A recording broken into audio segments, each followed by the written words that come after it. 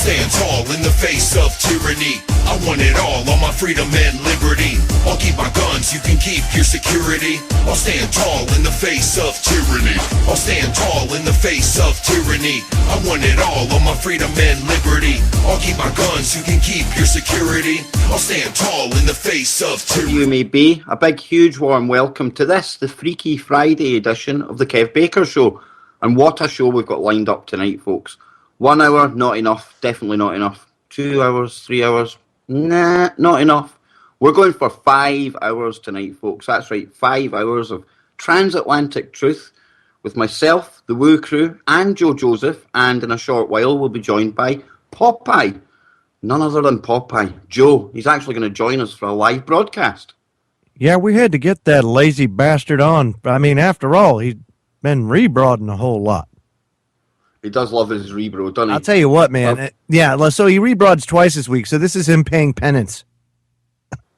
Well, at least he's coming on the Freaky Friday edition. And tonight, folks, we're going to be breaking down some of the elitist families and their war against humanity. One of the name players in that, of course, is the Bushes. They're not, by far, not the most powerful, but there's certainly going to be one family that we're taking a close look at tonight. But, of course, no Freaky Friday would be complete without my good friends, Marty and John. So, Marty, how are you doing? Doing great, thanks. Always a pleasure to be here, and I'm looking forward to this marathon. Excellent. And I dare say at some point, Marty, looking at elitist families, I'm thinking the Rothschilds are going to crop up at some point as well. Oh, definitely. Definitely. And they definitely need the light shining on them. And then, without any further ado, last but not least, Big Whistles, how are you doing? And I hope this sunshine is not blistering that chrome dome of yours. No, I'm taking it easy, Kev. I'm just going down for half an hour and back up, so none of this. I mean, the last time it started peeling and I looked like Gorbachev, so I'll do it right this time. Well, Joe, this is going to be confusing, Joe and John.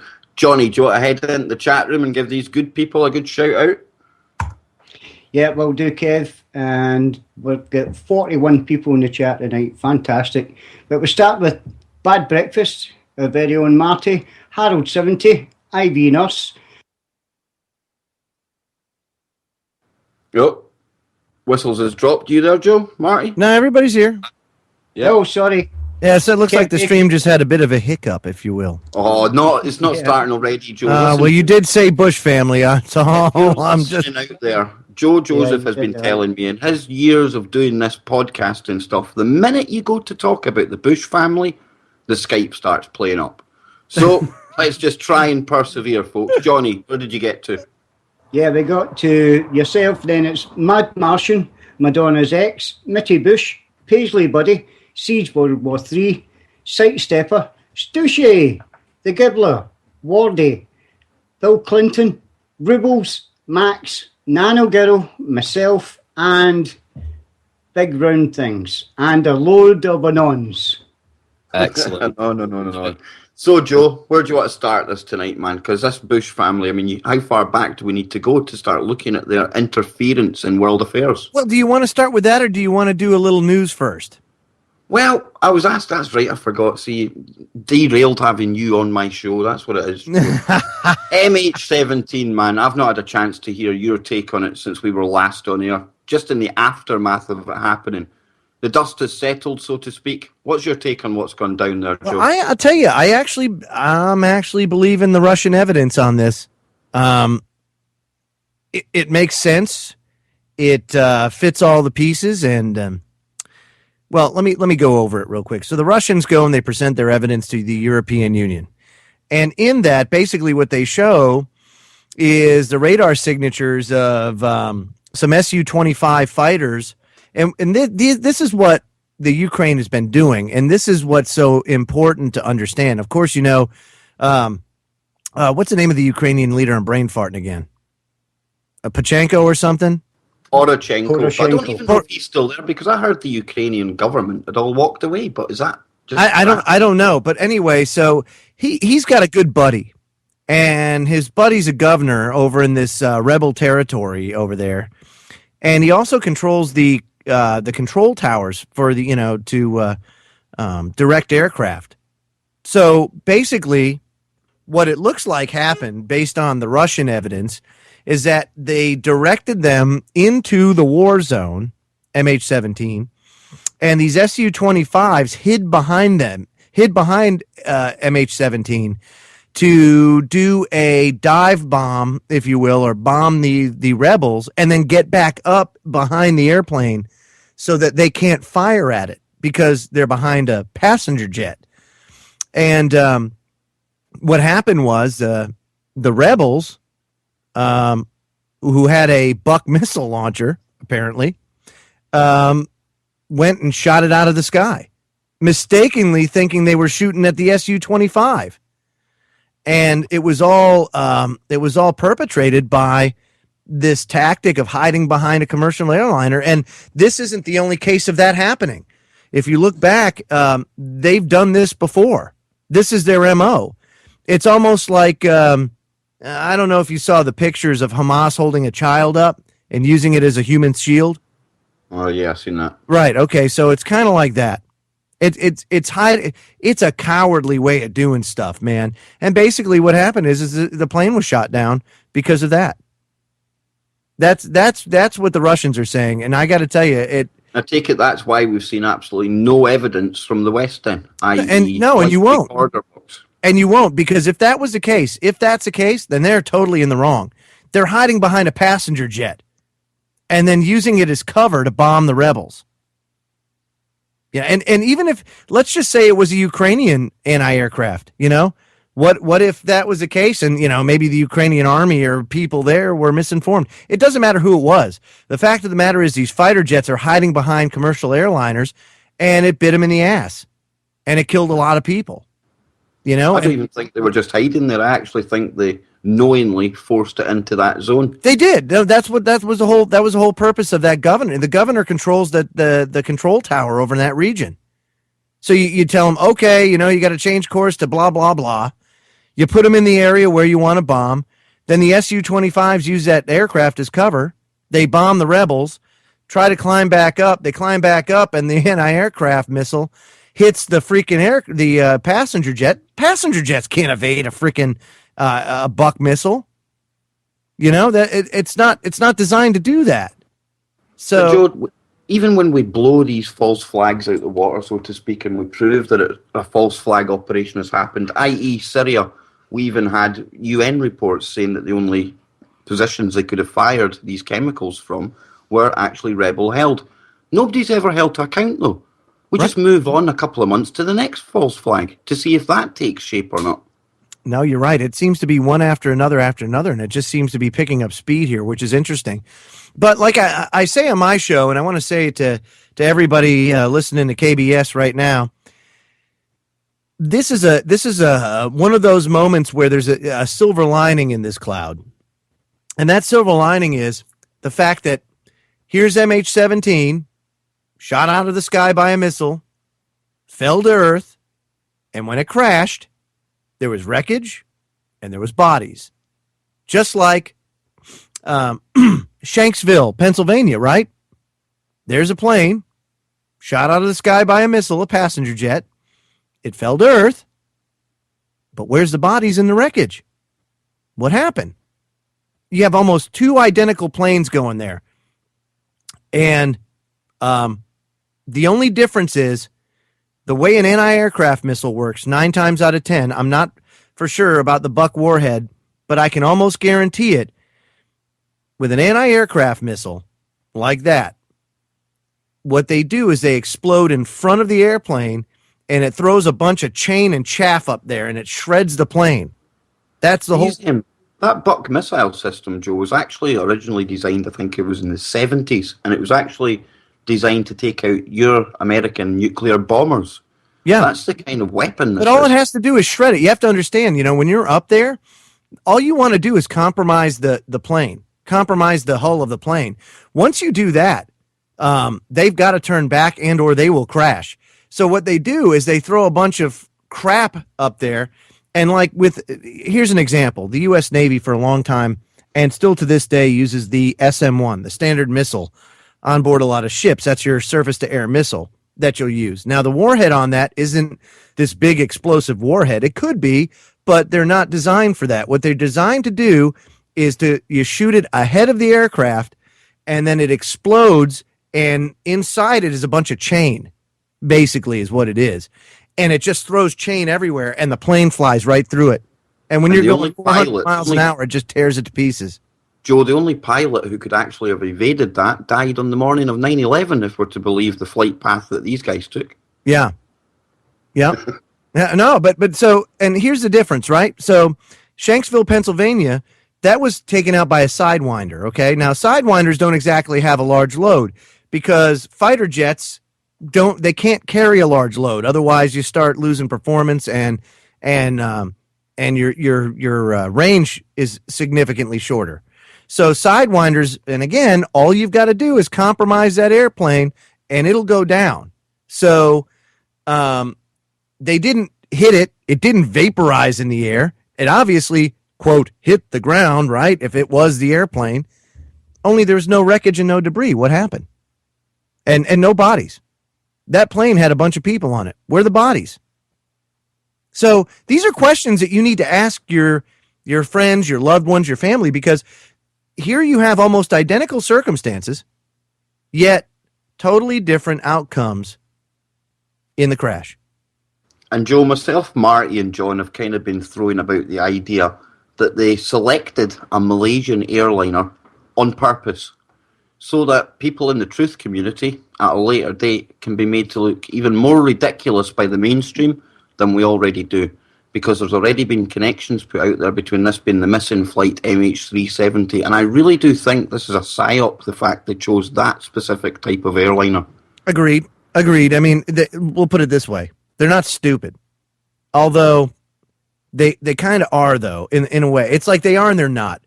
They are in that a lot of the things that they've been doing lately totally it undermines their narrative. For example, the war on terror. If you're so worried about the war on terror, why are you opening up the borders? You know, if you're so worried about security and we need peace and safety, and the only way to do that is a police state, well, then why the hell are you opening the borders up? You know, obviously you don't care about the war on terror. So the war on terror is a farce. You just proved that. That's great. Then of course you've got, these airplanes. You shoot it out of the sky with a missile. It falls to Earth. One has wreckage, debris, bodies. The other one doesn't. What's the difference? I mean, these are stark contrasts. These are moments where you can tell people, and they have to. There's nothing they can say. Wow, I really have to invest. This is interesting. Why was there no wreckage?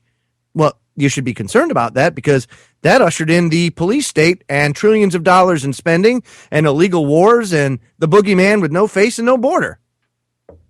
I mean, it's interesting. This is an awakening moment. Almost as good as the Volkswagen XL1.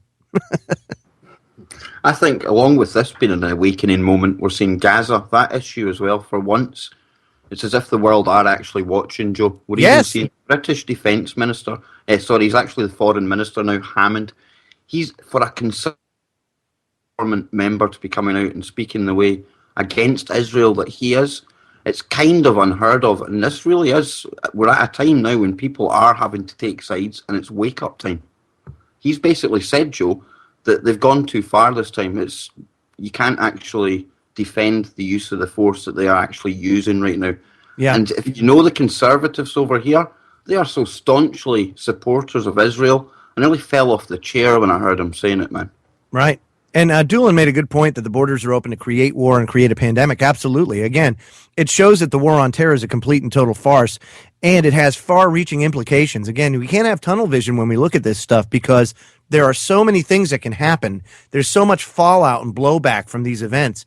What was that? Oh yeah, about Gaza tomorrow night. I'm going to be on TV.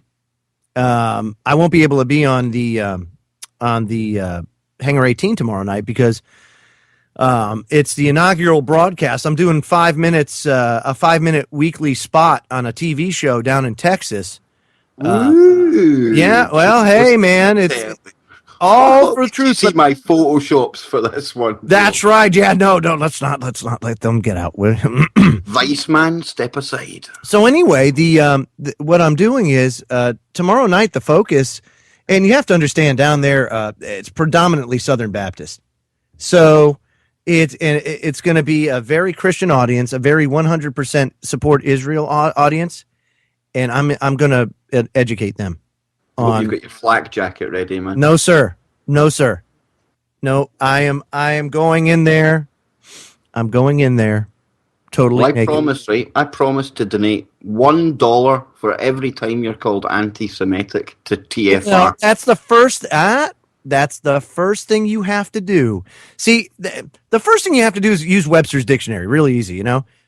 Use Webster's dictionary and define what anti-Semitism is.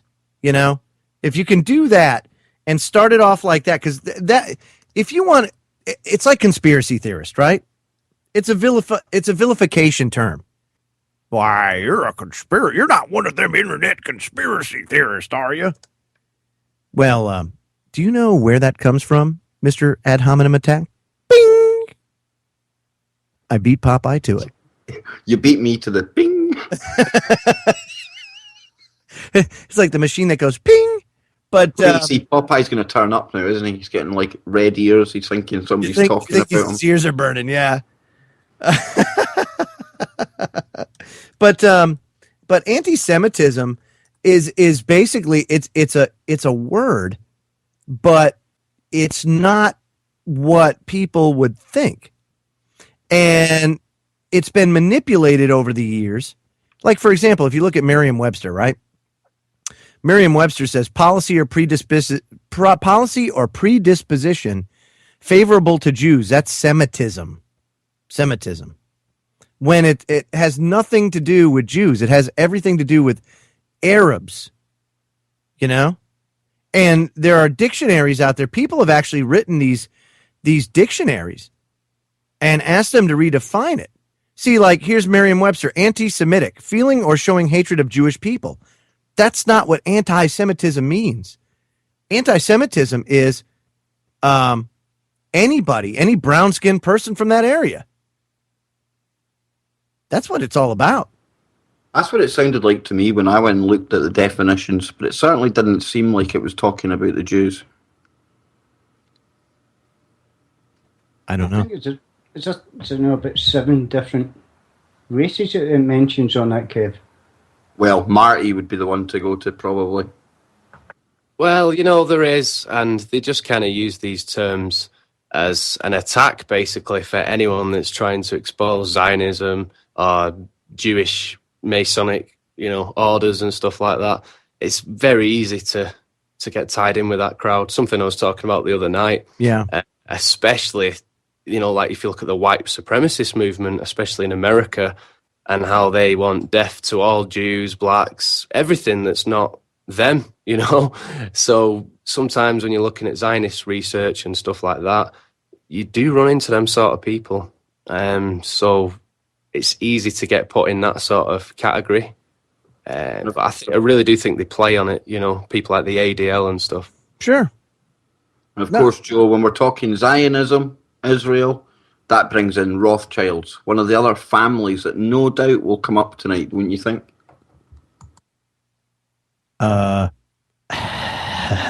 Yeah. My favourite family. Oh, well, no, the Royals are my favourite. No, I was going to say, come on, the lizard people are.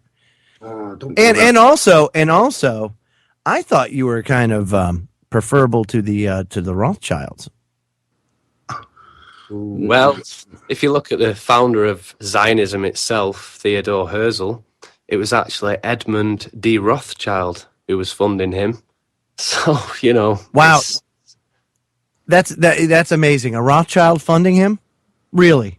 They fund everyone, do they not? They fund everybody, don't they? Yeah, I was just going to say that. You beat me to it, man. You know, when it comes to the Rothschilds, everyone's heard the quote, "Let me issue and control a nation's money, and I care not who writes the laws." But I found another interesting one today, and I hadn't heard this one before, and this reads, "The few who understand the system will either be so interested in its profits or be so dependent upon its favours that there will be no opposition from that class. That's right. While on the other hand, the great body of people, mentally incapable of comprehending the tremendous advantage that capital derives from the system, will bear its burdens without complaint, and perhaps without even suspecting that the system is detrimental to their interests. And that was the Rothschild brothers, and they were writing to associates in New York in 1863. Wow. Wow. Hey, I've got, you know where I actually first learned of the Rothschilds? Not that daft film that you keep on playing. So I married an axe murderer. That's right, dude. You were going to Well, say it's that. a well-known fact, Sonny Jim, that there's a secret society of the 5 wealthiest people in the world, known as the Pentaverate, who run everything in the world, including the newspapers, and meet tri-annually at a secret country mansion in Colorado known as the Meadows. So who's in this Pentaverate? The Queen, the Vatican, the Gettys, the Rothschilds, and Colonel Sanders before he went tits up. Oh, I hated the Colonel with his wee beady eyes and that smug look on his face. Oh, you're gonna buy my chicken. Oh. Dad, how can you hate the Colonel? Because he puts an addictive chemical in his chicken that makes you crave it fortnightly, smart arse. Yeah, who knew? I remember you used to play that when you first used to drag me on the Freedom Link. That's one of my favorite clips, dude. When he goes, "Hid, get out of the way, Hid," because every time when I first heard you, Kev, I got to tell you, it took me right back to that movie. I had to watch it again. I don't know if that's a good thing or a bad thing, but you and Gio keep telling me it's the accent that gets the listeners in. It is. So It's totally the accent. That's what it is. Have you Not noticed the content, just the accent. Have you noticed the metrics?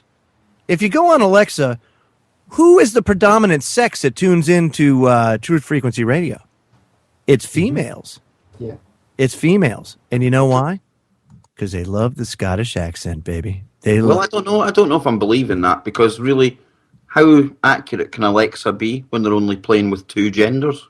There's at least 50, according to Oh. They're skewing the results, man. It could Excuse me. So come on then, Joe. Where are we taking this after the break? Tell the listeners what we've got planned for these, 4.5 hours that we've got left now. Okay. So this is where I think we should probably start. Of course, we know that the politics, the Rothschilds, the mega elite are the ones that kind of control everything. But underneath, they have their minions, their henchmen. And they're very, very strong political dynastic families that, especially here in the United States, I mean, it's one thing to have a monarch and have that family, come around time and time again. You expect it, you know what I mean? There's not much surprise there, I guess you could say. What are you talking about, Joe? You've got your first monarch as well. You've got the first queen in the White House. Yes, we do. We sure do. We got 2 of them right there. That's right. And Michelle, the first lady boy. But, technically, that's not supposed to be the way it is. Not at all. Either is 2 + 2 = 5. So I think the rules have changed, Joe. They have changed, but it's only because people are unaware. I had Dr. Richard Allen Miller on last night. And what a show that was. That was fantastic. Oh, man, I tell you, he's anytime you deal with somebody that smart, you give a little on the other side. Yeah. It's all about balance. People, there's a balance when it comes to personality and knowledge and all that kind of stuff. And if you've got more of one, you're going to have less of another, or so on and so forth. And he'll openly admit it. During the break, he's like, I got to hum. I got to hum, and he's rocking in his chair and all that stuff, because that's the way people that are brilliant typically are. They have, most times they have no people skills. One of the guys I work with is a brilliant engineer. And I was going for my bachelor's at the time, and I freaking hate math. I'm a guy that, okay, if I know where to look it up, I can figure it out. That type of thing, And so I had this problem, and I don't remember the crux of it, but basically it was really complicated. And he looks at it and he's like, the answer's 14, but how did I get there? I'm like, how the hell do you know what the answer is already? but that's how he was. It's almost like those people that can just play the piano, just bam, no practice, just savants, isn't it? That's what you call yeah. Exactly. So he's like that. But dude, everybody thinks he's the biggest ass in the world, and he's really not. It's just that he has no people skills, so he finds it hard to relate to people, but he's the nicest guy in the world. Once you get to know him and you understand, that's it. But if you just met him, you'd think he's the biggest arse in the world, and that's the way people like that are. But I mean, we went over some stuff last night, and he sent me some stuff that my head's still spinning from. And it's because, we in America, we've been dumbed down. The world's been dumbed down. He said, we're fourth graders now is basically what we are. And that's why, we're in the predicament that we're in, that they're able to get away with this, that they're able to throw elections. You're listening to the Truth Frequency Radio Network. No hate, no hype, no fear. Welcome back to the Kev Baker Show here on the True Frequency Radio Network. It is the Freaky Friday edition here of the KBS team. We are joined by the one and only Joe Joseph, and soon to be joined by Popeye, we hope, for a transatlantic truth marathon. And we're actually going to be diving into the Bush family and taking a look back at those guys. And yeah, what do you think, Joe? Well, I'll tell you. Did you just go into diving into the Bush? He did. He just dove into the Bush family. Yes. So where do we start? Well, the best way to start is we got to go back to the start. Where did the Bushes get their power from? And to understand that, you actually have to go back 4 generations from GHW, or from G.W. Bush. And that would be Samuel Prescott Bush. But in the short history of the United States, and this is I did a show about this probably 2 years ago called the 4 families, or the 4 generations of treason of the Bush family. And, the United States has a short history, and it can be argued that no family has more profound or adverse effects on the country than the Bush family. And whether you're politically inclined to the left or right, the historical record is clear as to the undeniable impact of this opportunistic family when it comes to profiting from war and death, because they certainly like to do that. And the bulk of the Bush family fortunes have been steeped in the armament industry. A lot of people don't know that. Whether it be the manufacture of weaponry or the financial procurement of such arms. And in later years, the rumor of illegal drug sales would soon become tied to the family profit. The war on drugs. That was the brainchild of George H.W. Bush when he was in the CIA, Kev. And then his uber intelligent son had the war on terror. Twat. Yeah, and I got to give a tip of the cap to Tim Watts on this, my old co-host and my good friend, who he took a lot of time putting a lot of this stuff together. He gave me a bunch of show notes for this because it's so important to drive home the real history of these families, because I guarantee you that somewhere, somehow, coming up in this 2016 election, there's going to be a Bush family member that's going to come to the rescue. It seems to be the way things have gone. Who is it this time? It's not Jeb, it's Jeb's boy, isn't it? Well, I don't know. I think Jeb may make a run at it. I'll be honest with you, because I don't think Boy's ready yet. And think about this. If you get Jeb to go for 2 terms, then you got the boy that can go for 2 terms. So why not just string it out even longer if you can, Yeah, good point, Joe. So, anyway, there was an article that was written ways back by, it was a Canadian publication. It was called Dynasty of Death, The Historical Perspective on the Bush Family. And it had this to say regarding the Bush family. It said, quote, "There's no historic parallel that can be drawn. Nothing compares with the accomplishments of the Bush family. No dictator or tyrant can equal the suffering and destruction that they've wrought on humanity, as they're not mere tyrants themselves, but the makers and breakers of tyrants, the organizers and profiteers of war and death. They're not alone and solely responsible for creating the present-day military-industrial complex. However, since 1915, the Bush family has been directly involved in World War I and II and the Korean War and the Vietnam War and, guess what, a number of CIA secret wars and the Gulf War and the never-ending war on terror.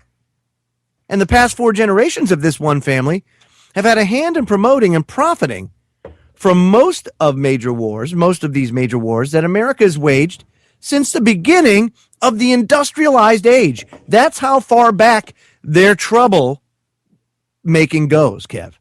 I thought it only actually dated back to like Prescott Bush in the Second World War, Joe. Oh, no. You see, I'm about to be educated here. Oh, no. So the beginnings of this dominant, arguably dangerous family dynasty takes us all the way back to the great grandfather of America's most recent Bush president. And that, my friends, is Samuel Prescott Bush, who was born in 1863. He died in 1948. Now, Samuel Prescott Bush, was once president of Buckeye Steel Castings in Columbus, Ohio. His company gained considerable wealth, producing parts for railroad baron E.H. Harriman. A prosperous bond was soon formed between the two families, one that would endure for many years until the U.S. government would levy charges of aiding Hitler and the Nazis during World War II. Now, in 1918, prior to World War I, Samuel Bush became a noted member of the Ordnance, Small Arms, and Ammunition sections of the War Industries Board. It was there that another nefarious bond of wealth would be made by the Bush family, an alliance with the Remington family, one of the nation's leading weapons manufacturers. And these two families, by the way, Kev, would later be implicated with others in a treasonous failed coup against FDR and the U.S. government. Marty, you know the story of Smedley Butler, don't you? Enlighten me, bro. So General Smedley Butler, he was the most decorated Marine in the history of the United States. And at that time, and when I say the most decorated, he won not 1, but 2 Medals of Honor.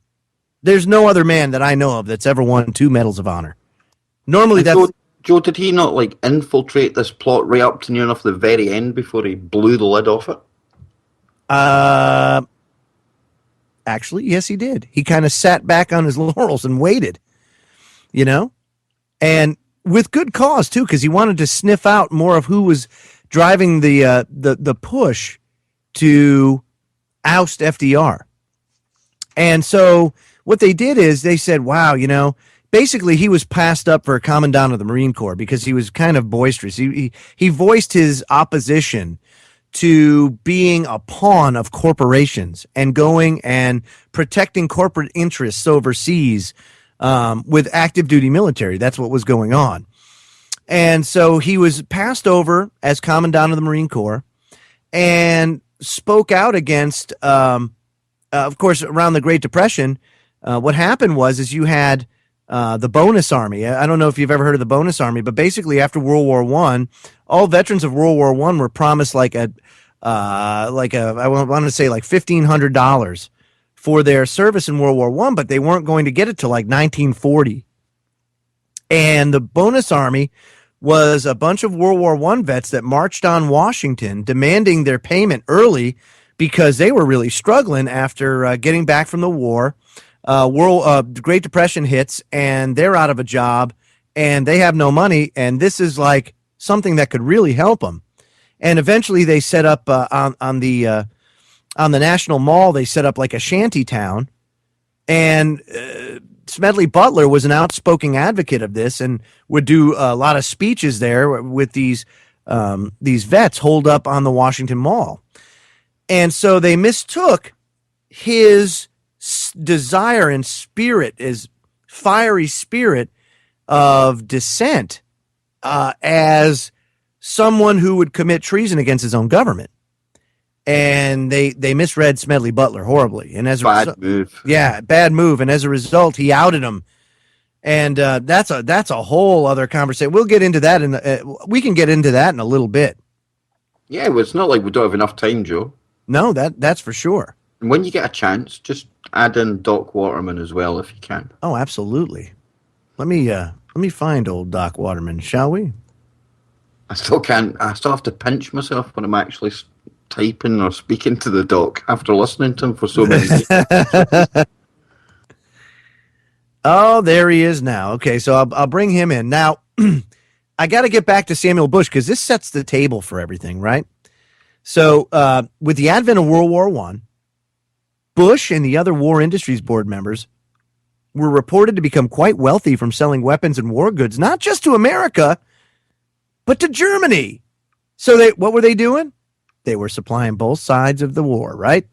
Now, E.H. Harriman was said to have significant influence on the board, not only through Bush, but also from Bernard Baruch, who was reported to run the War Industries Board.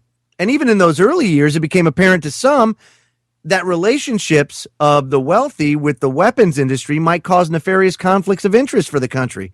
So a lot of people were talking about this. In 1934, the Nye Commission was formed in the U.S. Senate, also known as the Special Committee on Investigation of the Munitions Industry.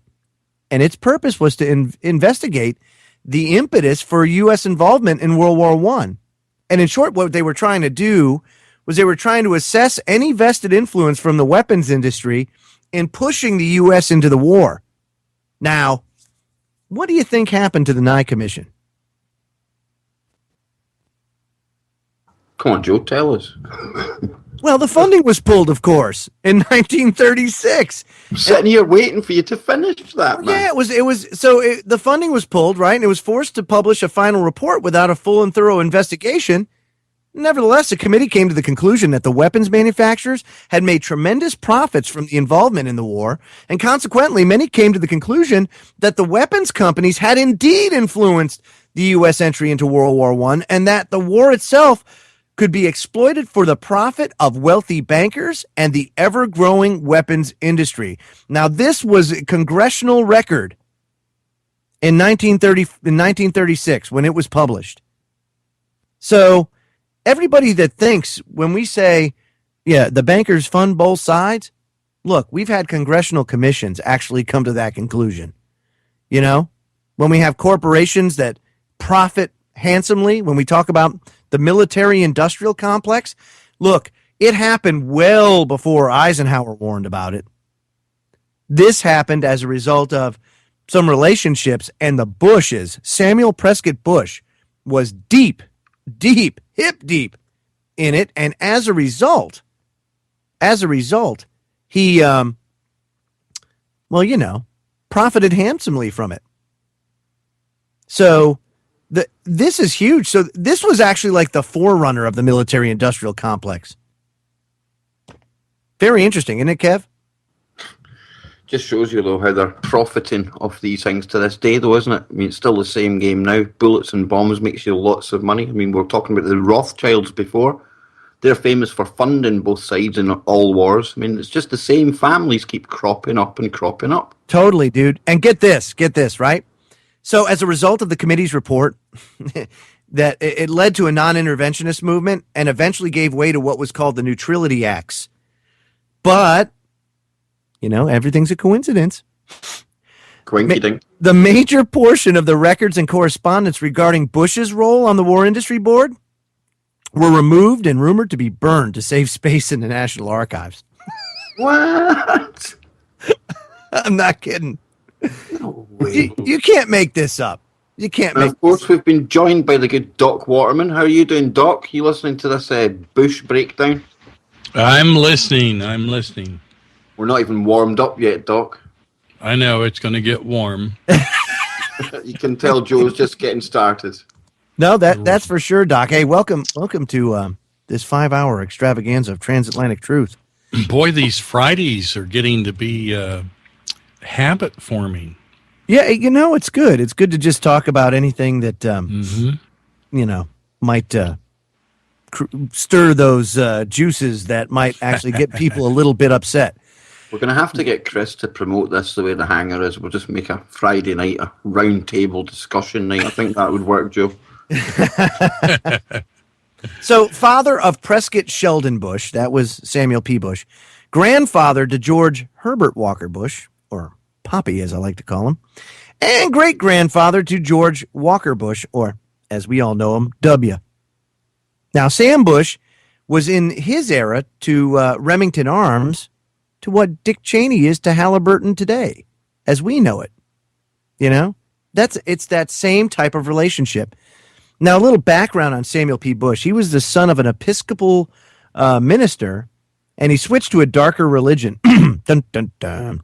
Sam started out as low management for the railroads, where he made the connections needed to move over to Buckeye Steel Castings Company.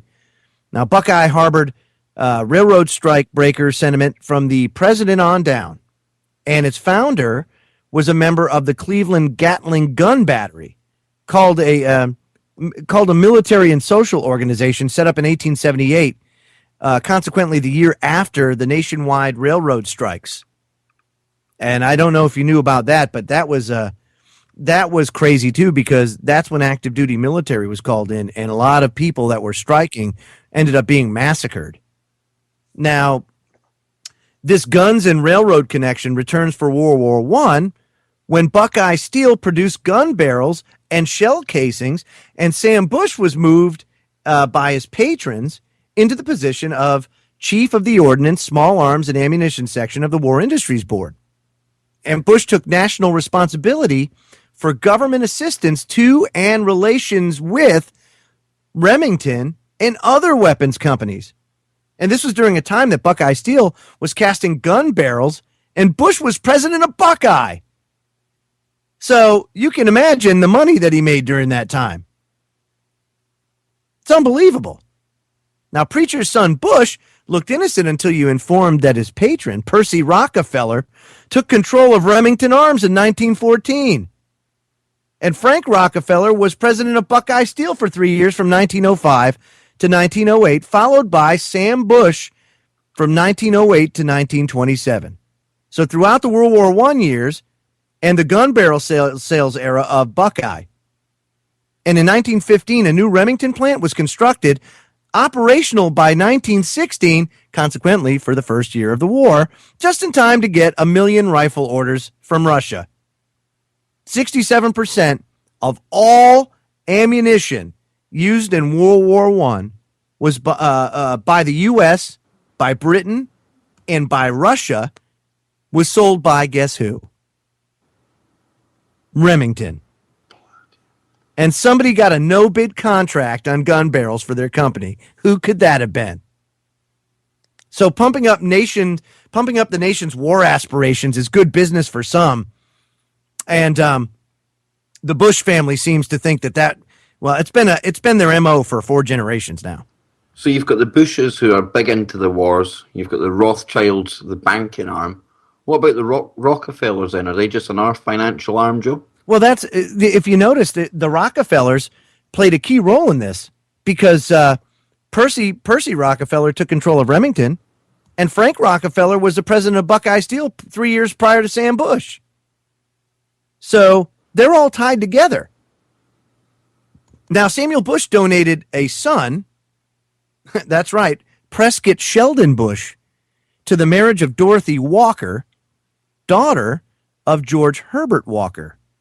Now, the name Walker thence comes in the middle of 2 George Bush presidents. And that's a big story in and of itself. You know, George Herbert Walker, prominent in the banking industry. And there's a patriarchal line that goes back. I can trace it all the way back to 1696 for the Bushes. And it's interesting, but they really didn't get their wealth, really get rich and really get into this thing until Samuel P. Bush and the War Industries Board of World War I. So that's the first generation of treason for the Bush family. But then there's the second generation of treason, and that's Prescott Bush. Big P, P. Diddy, if you will, the first one. And he lived 1895 to 1972. Now, a lot of people know Prescott Bush. Not so many know Samuel P. Bush, but many know Prescott Bush. And he was the first Bush to attend Yale and be accepted into the secretive Yale Skull and Bones Secret Society. Oh, here we go. Ooh, yeah. You should have had your music queued up there, Joe. I know. Bush graduated from Yale in 1917 and later became a trustee of the university. And in 1918, here you go, Prescott Bush and two accomplices reportedly snuck into the cemetery near Fort Sill and secretly dug up the grave of Geronimo. And as the story goes, Geronimo's skull was removed, whereupon it was taken back to Connecticut, home state of the Bush family. And there in New Haven, it was used for macabre rituals that have since been attended by successive generations of Bushes, as well as many of the wealthy and prominent political elite. So, yeah, I mean, he was responsible for really kicking Skull and Bones in high gear. So you can see that how nefarious this family really is. You know, when you look at him, oh, look at that. How cute. George H.W. Bush jumped out of an airplane again. Oh, and you got the granddaughters there, and everybody's like, oh, how cute. Yeah. Yeah. You were describing them to me as if they were like American royalty, and that's quite disturbing. Yeah. I mean, it's absolute buffoons, but you look at W, and I believe before he actually got the big job in the White House, he was supposed to be quite an eloquent actual speaker. He was actually quite good at talking and things, and then when he got the main job, what a bumbling idiot. Yeah. Well, I mean, you got to look at his history, too. There's been some people that have kind of studied that as well. When you look at, like, there's a documentary on Netflix called The Dark Legacy, and you can go and see that, and that has to do with the Bush family involvement in the JFK assassination. If you don't know, the Kennedys and the Bushes did not like one another. And those two dynasties jockeyed for power. Eventually, the Bushes won out. So we all know what happened to the Kennedys. They had a string of bad luck, if you will. So, and I think the two are very much attached as far as, the involvement there. So, Prescott Bush, despite his Yale education, was a tire salesman, believe it or not, until he met Dorothy Walker. So the story goes like this. George Herbert Walker felt that it was not socially appropriate nor acceptable for his daughter to marry beneath her station to a mere tire salesman. So he decided the best thing to do was to give Prescott a job, and he offered him a position in 1926 as an officer with his investment banking firm, W.A. Harriman, run by Averell Harriman. And as it was, Harriman was the son of Union Pacific Railroad Baron E.H. Harriman, a longtime business acquaintance of Prescott's father, Samuel Bush. And W.A. Harriman eventually merged in 1931 to become known as Brown Brothers Harriman, with Prescott Bush receiving a promotion as a managing partner. George Herbert Walker left after the merger to concentrate on his own firm. So you can see he was basically born with a silver spoon in his mouth at that point. He had the golden ticket, you know? So it's interesting how all that comes about. And Prescott would soon be a prominent board member on a number of prestigious corporations because of his influential position in Brown Brothers Harriman. So right now you can see that the power structure, that power structure is being put in place, and it's there. No doubt about it, it is there. So where does it go from here? The interesting thing about this is how all of this ties into what becomes the CIA, what becomes the intelligence community down the road. Very instrumental, the Bush family, in creating that. Now, Averell Harriman introduced actually in 1930, Prescott, along with E. Roland Harriman, joined the board of directors of Dresser Industries. Now, that was an oil drilling supply company. Now, after helping refinance the company, Bush later appointed former Yale classman Henry Neal Mallon as chairman of the board. And Mallon and Bush became lifelong buddies. And in 1948, Mallon would give Prescott's son, George H.W. Bush, his first job, hiring him, working for Dresser. Now, here you go, Kev. This is the biggie. Now, George later named one of his sons Neal Mallon Bush, and guess what happened in 1998? Dresser merged with Halliburton for $7.7 billion, retaining the Halliburton name. 7.7. Oh, Had the numbers, Joe. You had to go with 7. I had to go. 7, didn't you? I'm telling you, man, it's crazy. And everything I'd been thinking about for your build up to that is now gone. All I'm seeing is that 7 again. A Dresser merges with Halliburton, you know? And then, of course, you know, like I said, the similarities, the parallels between Samuel P. Bush and Remington and Cheney and Halliburton. Well, guess what? Halliburton was actually part of and grown out of the Bushes. So it's very interesting how it's a small world after all. It's that small, though, Joe, that you can actually look at all the presidents, and I think aside from one or two, they're all related back to the same old King of England. Oh, absolutely. Absolutely. And that's the thing is that, you know, people need to understand that the power structure itself, when we say it's a very small sect that we're dealing with, we mean it. It's small. So just to show you how everything's so tied together, but it gets so much more interesting from here, Kev. I mean, it really does. And remember, folks, stay tuned, because this is just the first hour of a 5-hour special. And then straight after that, great pleasure to announce that Chris Geo and Cherie will be joined by Max Egan for a special Gaza broadcast. So go and blitz everyone on social media. Let them know that we're on for the next 4 hours. This is the Truth Frequency Radio Network. We are TFR. Truth Frequency Radio. Welcome back, everybody. Joe Joseph here. You're listening to the Freedom Link on Truth Frequency Radio, truthfrequencyradio.com. Now, 2.5 hours into the Transatlantic Truth broadcast. And hour and a half. Joe, man. Hey, man, I'm not known for my math, you know. You do this every week. I just test you. I'm testing you, dude. Because, you know, Popeye does a 2-hour show. I do a 2-hour show. And then it gets confusing because there's old Kev just doing one measly little hour. Ah, but the listeners love it. No pressure. For more. No pressure. No pressure at all. Not listening to you. And of course, I'm joined by, we're now joined by Popeye.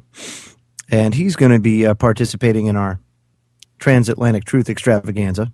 And of course, you know, the last time I actually got into the Bush family was with my mentor on the Bushes, Tim Watts, who did he's the one that really brought me up to speed on this and did a ton of the research into this subject. I mean, without him, I wouldn't have even known an inkling of all of the shenanigans of the Bush family. And Prescott, he was a particularly huge scumbag, but you know, George H.W. Bush, boy, did he take the cake from Prescott. It's kind of like the Obama thing. Wow, it could never get any worse than George Bush. Oh boy, was I freaking stupid. So anyway, we got Prescott Bush, and believe it or not, that wasn't his first foray with treason. He had another one, and of course, with the advent of the Second World War, and we know how the Bushes are about wars, they love their wars, it became apparent that many U.S. politicians and corporations had hedged their bets on the outcome in Europe, either soft-pedaling Hitler's early rise to power or deliberately aiding in his rise with financial assistance in the sale of wartime material goods. And, that's the way the Bushes roll. So, most telling of all, Once the relationship with Hitler's Third Reich had become public, rather than divest himself of any financial dealings, Prescott Bush chose instead to hide his involvement in assets. And just as bad, Bush knowingly kept doing business with the Nazis for nearly a year after the U.S. had entered the war. A conscious act that was, by most standards, Popeye, would you call it treason? Well, there was a law called the Trading with the Enemy Act that he was violating. Oh, but don't pay that any mind. Yeah, that's mundane detail. That only applies to us. That doesn't What's the apply law to to the people. Bush family, Joe? Who Nah, cares? they don't care about that. So Prescott Bush, he relied on New York law firm Sullivan and Cromwell, employing Alan and John Foster Dulles to help him keep his illicit Nazi profits secret. And among the clients for Sullivan and Cromwell, of course, were Brown Brothers, Harriman, whose portfolio included heavy Nazi investments. Their initial conduit to Fritz Thyssen came in the 1920s through George Herbert Walker's Union Banking, which was centered in the office of Averell Harriman up until 1931, when they relocated just blocks away from 39th to 59th Broadway. Now, Union Banking had eventually become known as a significant money laundering machine for Hitler. And Walker eventually took over the North American operation of the German Hamburg America line, which was a front for I.G. Farben's Nazi connection in the U.S. We all know I.G. Farben, don't we? And Walker facilitated the deal through his American Shipping and Commerce, also located at 39 Broadway. Now, AS&C was in turn also hidden by another holding company, the Harriman 15, which was controlled from Walker's office and run by Harriman, Walker, and Prescott Bush. So after the Pearl Harbor attacks, Congress started investigating companies for aiding the enemy during wartime. And guess what? Prescott Bush was formally charged in October of 1942 with running a front organization for Hitler's Nazi war. And all shares from Union Banking Corporation were seized under the Trading with the Enemies Act, like Popeye just said, including its subsidiaries, the Holland American Trading Corporation and the Seamless Steel Equipment Corporation. Bush's shares were all seized, and since Union Banking was linked with Brown Brothers, Harriman, and Prescott Bush, they all handled their investments. The government had found that the company holdings, including those of Prescott Bush, had knowingly assisted Hitler's war machine.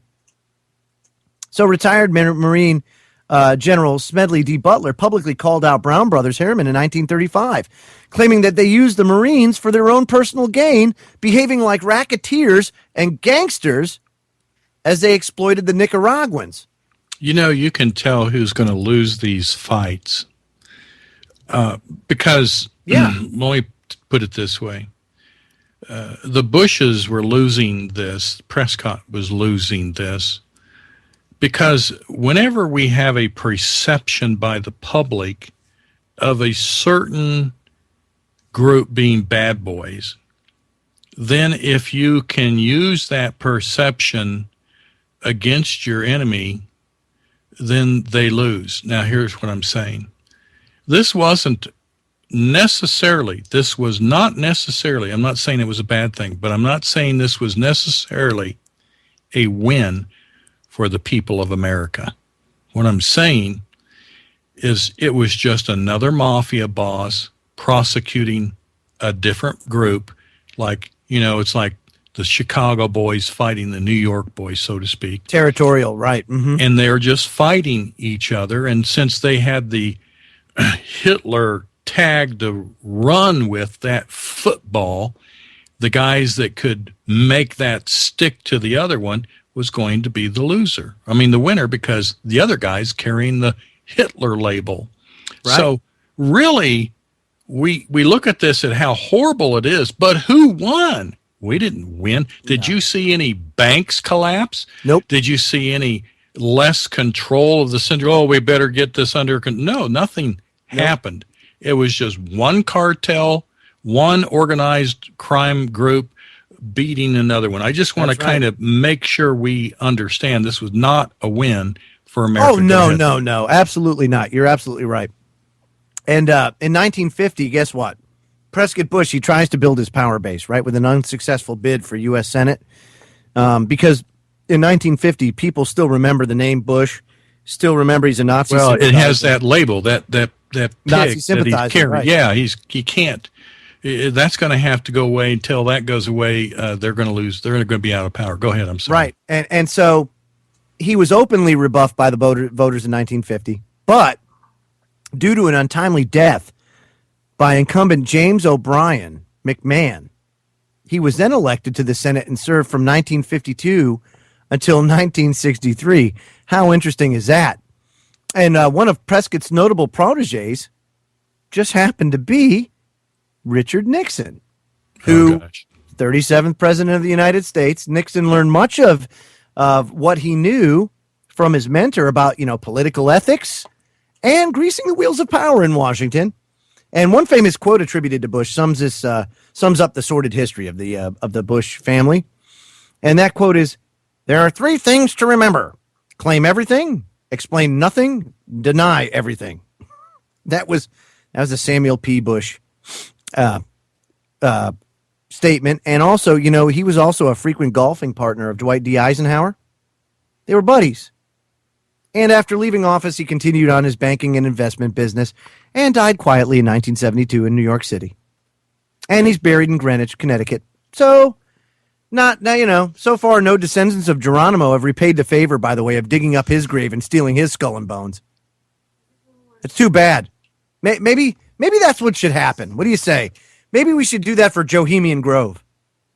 Probably won't even be a body in it. He's probably reanimated somewhere and living in a deep underground base somewhere, Joe.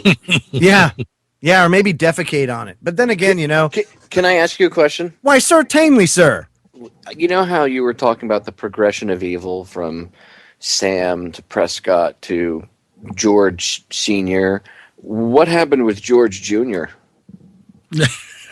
Where along the besides being a mistake, you mean? Well, no. Yeah, but he's a Muppet. That's what happens when you're inbred. Stupid to be evil.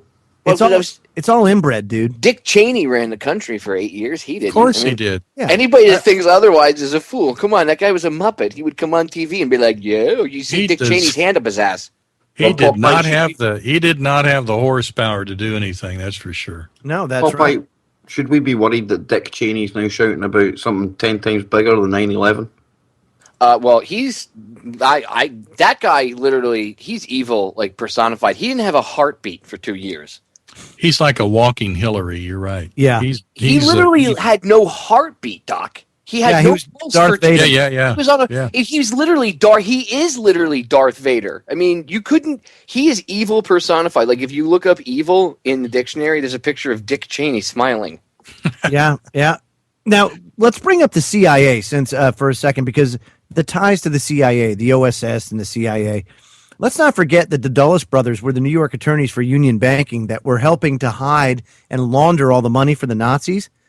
Well, of course, in 1953, because, of course, Prescott Bush, big buddy with Eisenhower, John Foster Dulles, he becomes Secretary of State.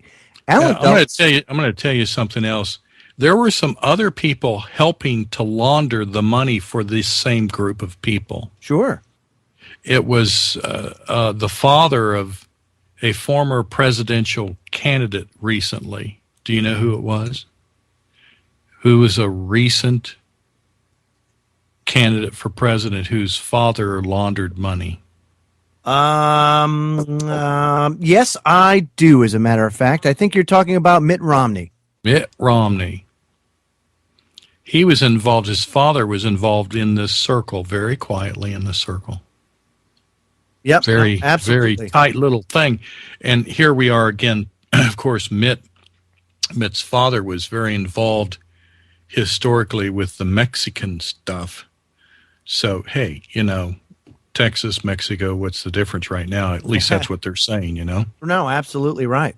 And so Alan Dulles, right? He was a station chief during World War II for the OSS. He heads the CIA in 1953. Consequently, the same year, Eisenhower is elected and big buddy with Bush. So the Dulles brothers get positions within the government. And Alan Dulles, of course, is responsible for MK Ultra, the Guatemalan and Iranian coups, and also Operation Zapata. So, I mean, he's just a... Whoa, hold up. You're forgetting like an entire slew. Well, I'm just giving you a snippet. But go ahead. Why don't you expand a little bit? The Bay of Pigs wouldn't have happened the way it happened if you understand real history. You know, Kennedy didn't call off the air cover for the Bay of Pigs. He gets blamed for the Bay of Pigs failing, but he didn't call off the air cover. Right. He actually okayed it. He signed off on it 2 days before, but the plan, it had to go off according to plan, not whenever you feel like launching it. It had to go off according to a specific time frame, and that's what he signed off on. And just like on 9/11, when Rumsfeld had to be in the chain of command to whether or not to shoot down the plane, but he wasn't in his office conveniently, he was out on the front lawn of the Pentagon picking up plane parts. Remember those photos and stuff? Yeah, well, Dulles was in the same chain of command type scenario for the final go-ahead for the bombers to take off when they were supposed to take off. You know, the pilots, the air crews, everybody was in the planes. They were sitting on the tarmac, ready to go, waiting. And they kept calling and calling, and nobody answered.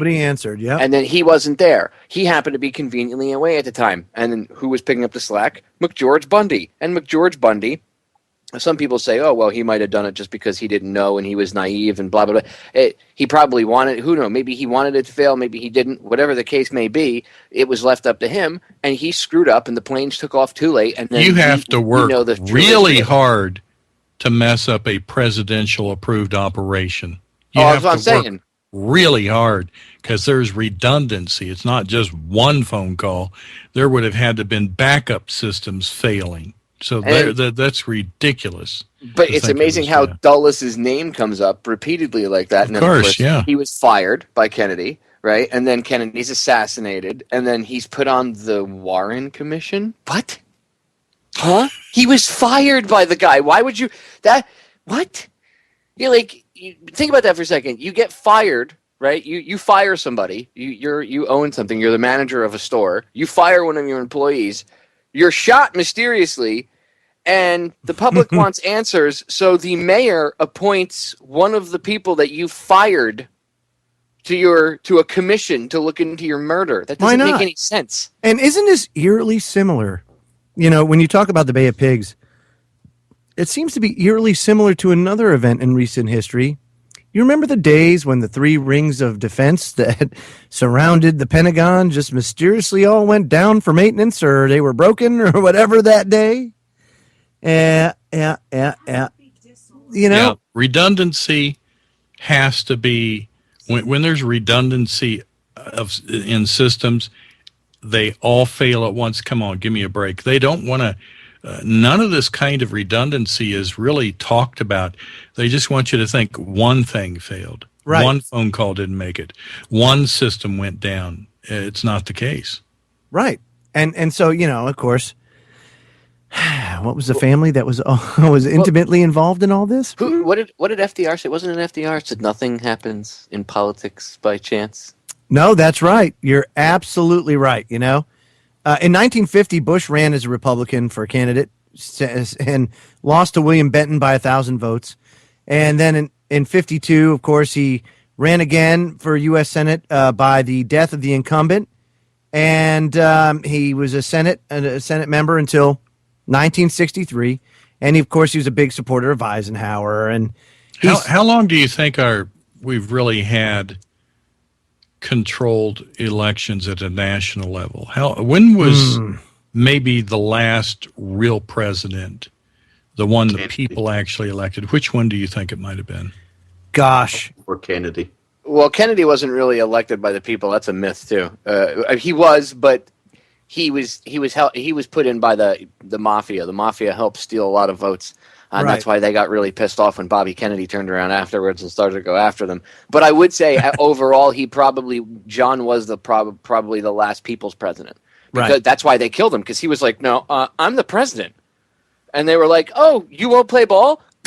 They didn't take into account his World War II experience and the fact that, you know, being in the military and the camaraderie that you forge, especially on a small boy like he was on a PT boat, it changes you.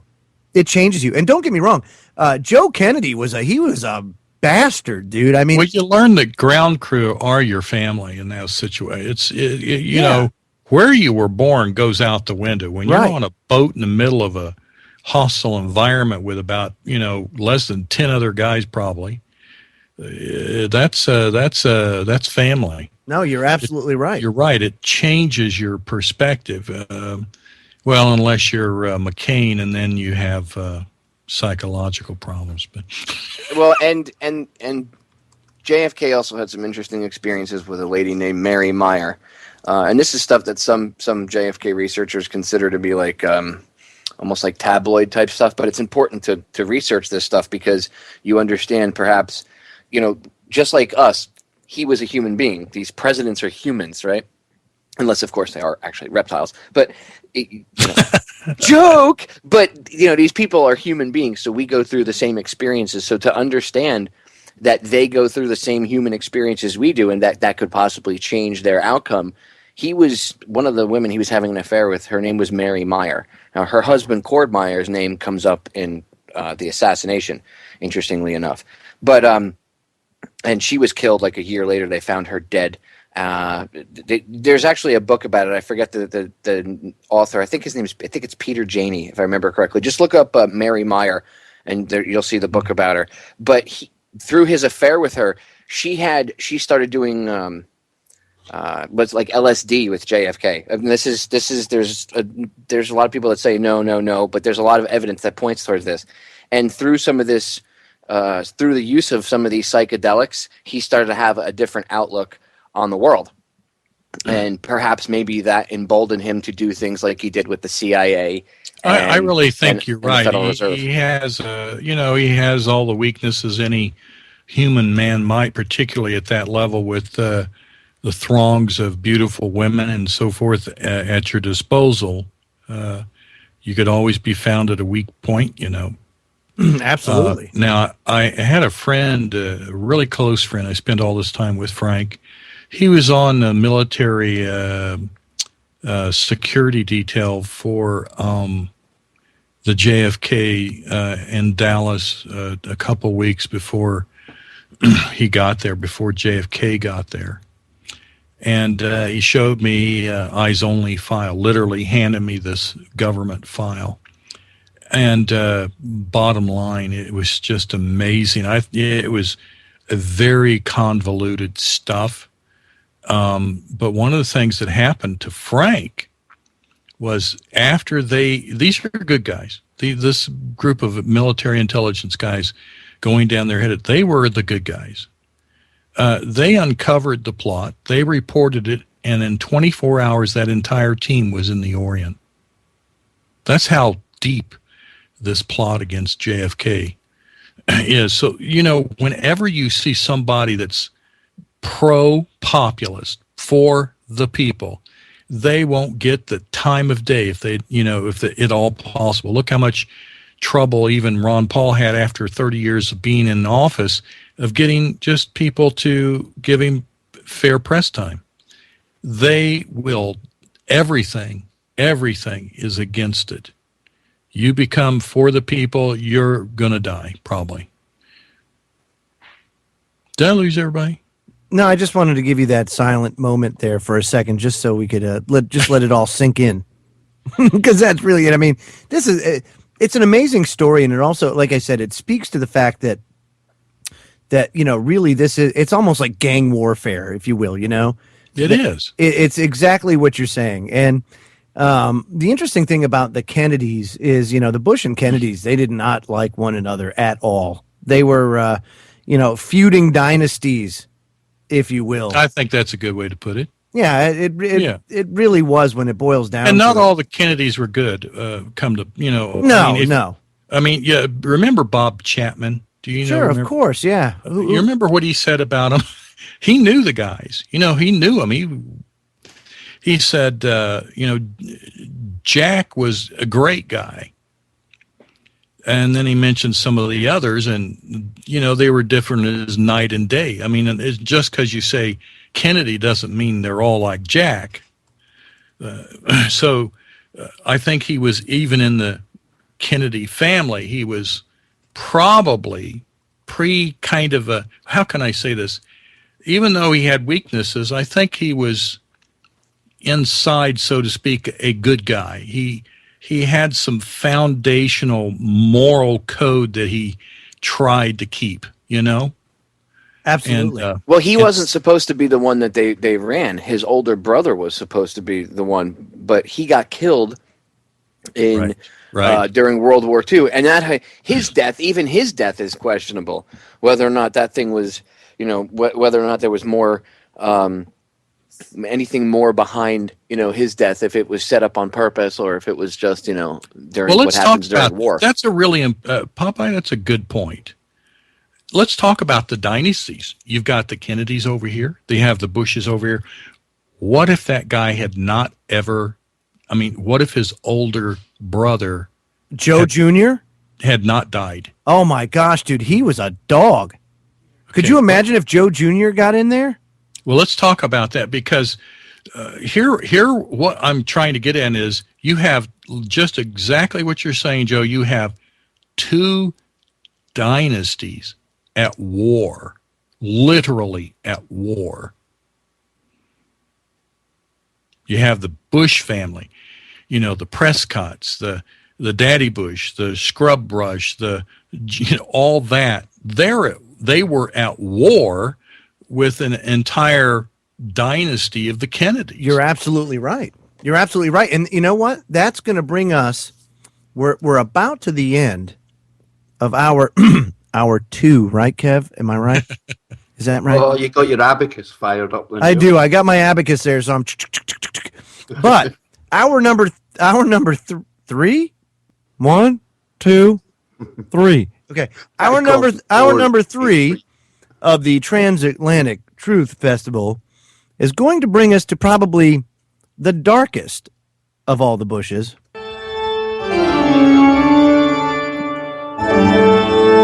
George H.W. Bush. Yeah, that's what you.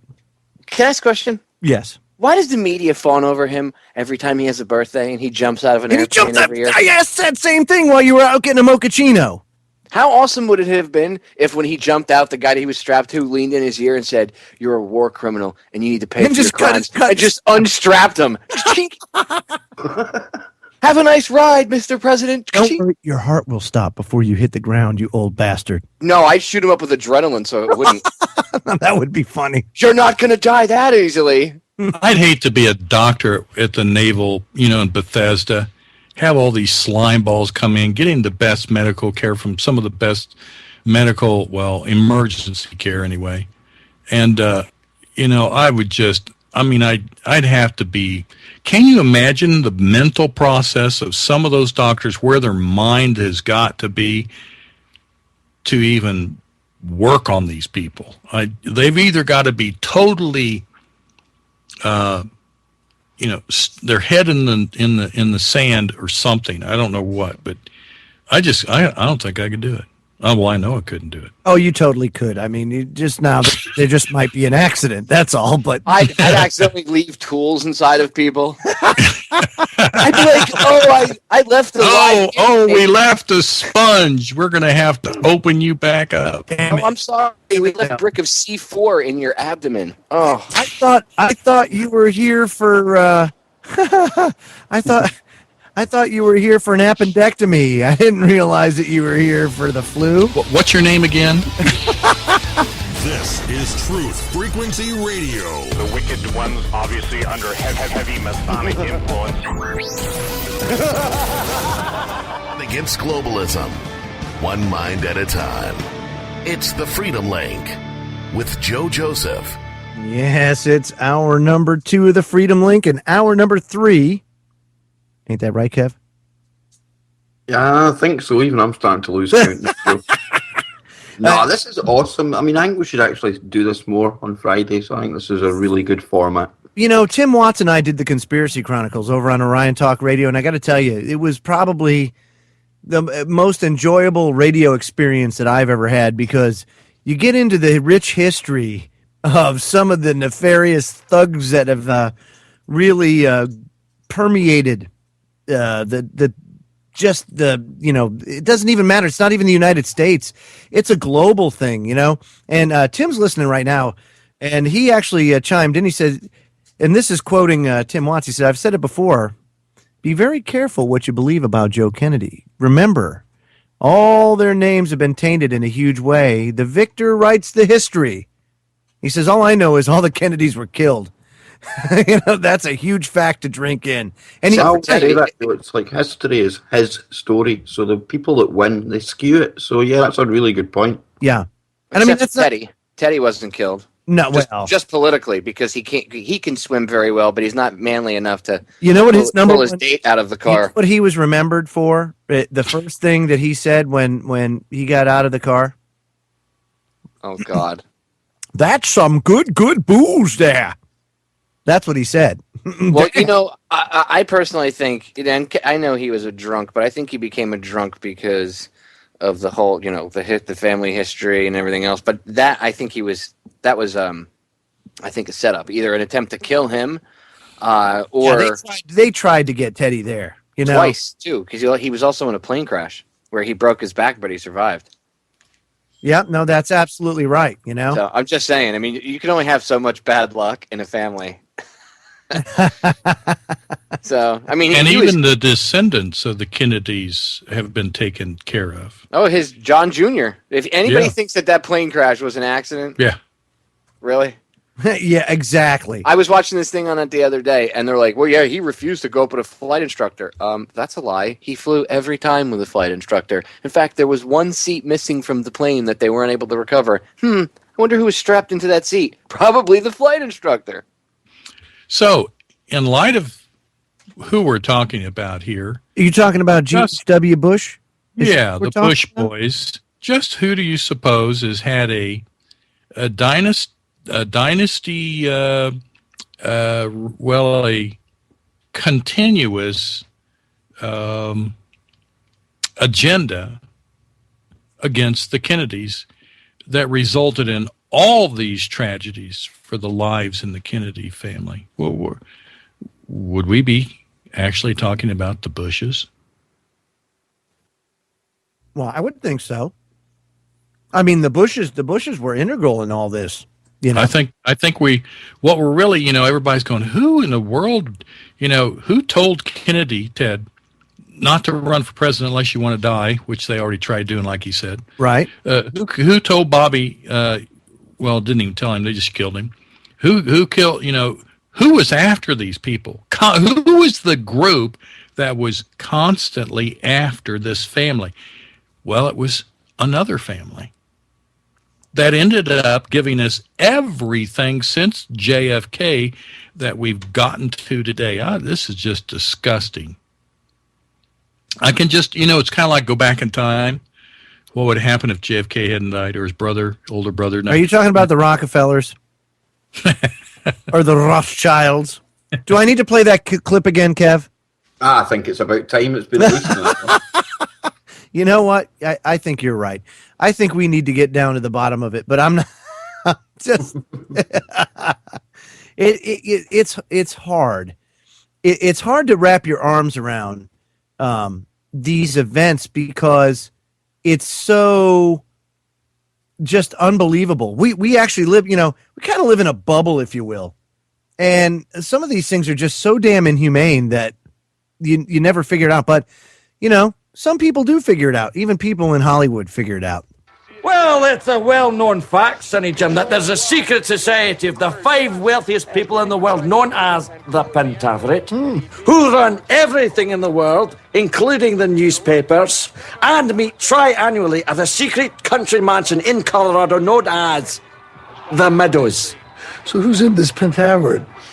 The Queen, the Vatican, the Gettys, the Rothschilds, and Colonel Sanders before he went tits up. Oh, I hated the Colonel with his wee beady eyes and that smug look on his face. Oh, you're gonna buy my chicken. Oh, Dad, how can you hate the Colonel? Because he puts an addictive chemical in his chicken that makes you crave it fortnightly, smart-arse. Interesting. Cuckoo. Wise words. Wise words, yes. That subtle Hollywood clue that comes out from time to time. Ain't that right? Does the Colonel even use chickens anymore? I don't know. No, it doesn't look like it. Was the secret herbs and spices, was part of that like fluoride? Who knows? You just don't know what was in the chicken to make it With so. a sprinkle of aspartame on it. Do you know, actually, come to think of that, there's a guy in my work, I don't know if any of you guys have caught on to this madness. This is a total tangent, by the way, but it'll only take a minute. No, I like tangents. People are cooking chicken in Diet Cola. Now, the main ingredient of Diet Cola is aspartame. And it's supposed to be absolutely lovely. Isn't it when you heat it up, it doesn't the wood grain, doesn't it turn into like methyl alcohol or something like that? Yeah. Coca-Cola is the only Diet Coke is the, if you have Diet Coke and your building catches on fire, like you're a convenience store, they'll come up and say, do you have Diet Coke? Of course everybody does, because the firemen need to know why. The question is why. Right. If the firemen are worried about a place catching on fire and it has Diet Coke, we've got a problem. I mean, because it turns toxic. That's why. Here we go. Just go and Google it, folks. Diet Coke chicken, and it's one of the #1 dishes. Well, give it to the troops overseas. It tenderizes the meat. That's why they use it in marinades so much, is because it breaks down that muscle tissue. Oh, that's nice. It fills it with aspartame. What? Aspartame? No, you use the stuff with the corn syrup, and then it's even better. No, what you want to do is you want to just use regular Coke with the corn syrup, because that stuff you can clean toilets with. Yes, and actually, when I was a kid, we knew that the phosphoric acid in Coke was so powerful. If you poured it on someone's car on their hood at like midnight, and you left it overnight, usually it would eat through the clear coat by morning. There was 2 things that we used in the Navy. If you didn't have Neverdull for brass, there was hot sauce. If you use hot sauce on brass, it'll clean it right up. And if you didn't have hot sauce, Coke. You dunked it in Coke. And that thing came out shiny as you wouldn't believe. I was a damage controlman, dude. We used to clean popper. If we had to clean all your nozzles, all the nozzles, all that stuff, dunk it in Coke.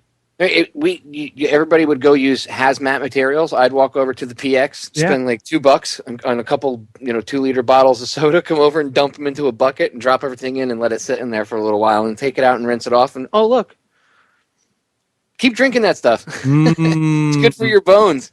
Nice. Now, some of the things that HW, he's been known for. Of course, he was involved in the Bay of Pigs. He was also involved in the JFK assassination. The Reagan assassination attempt. I mean, come on. You're talking about aspirations. Knock him off. And then, like you said, Doc, how he was involved in Reagan kind of losing his marbles, if you will. Yeah. Yeah. I mean, Frank was telling me, That's interesting. I mean, yeah. And then, of course, you had he was an Iran-Contra investor in the Carlyle Group. There was an operation going on in Texas I was pulled down to. When you're ready, I'll tell you all that. It was a bizarre experience. No, go ahead. Down in Texas, there's a group of guys that were Patriot fellows. A guy had a contact with a security company. And so he called me, he says, something's going on in Houston. I need you can you get down here? Well, I mean, I wasn't even in the state of Texas. So I said, I guess, so Houston's, even from Dallas, Houston's a long ways, So I said, okay.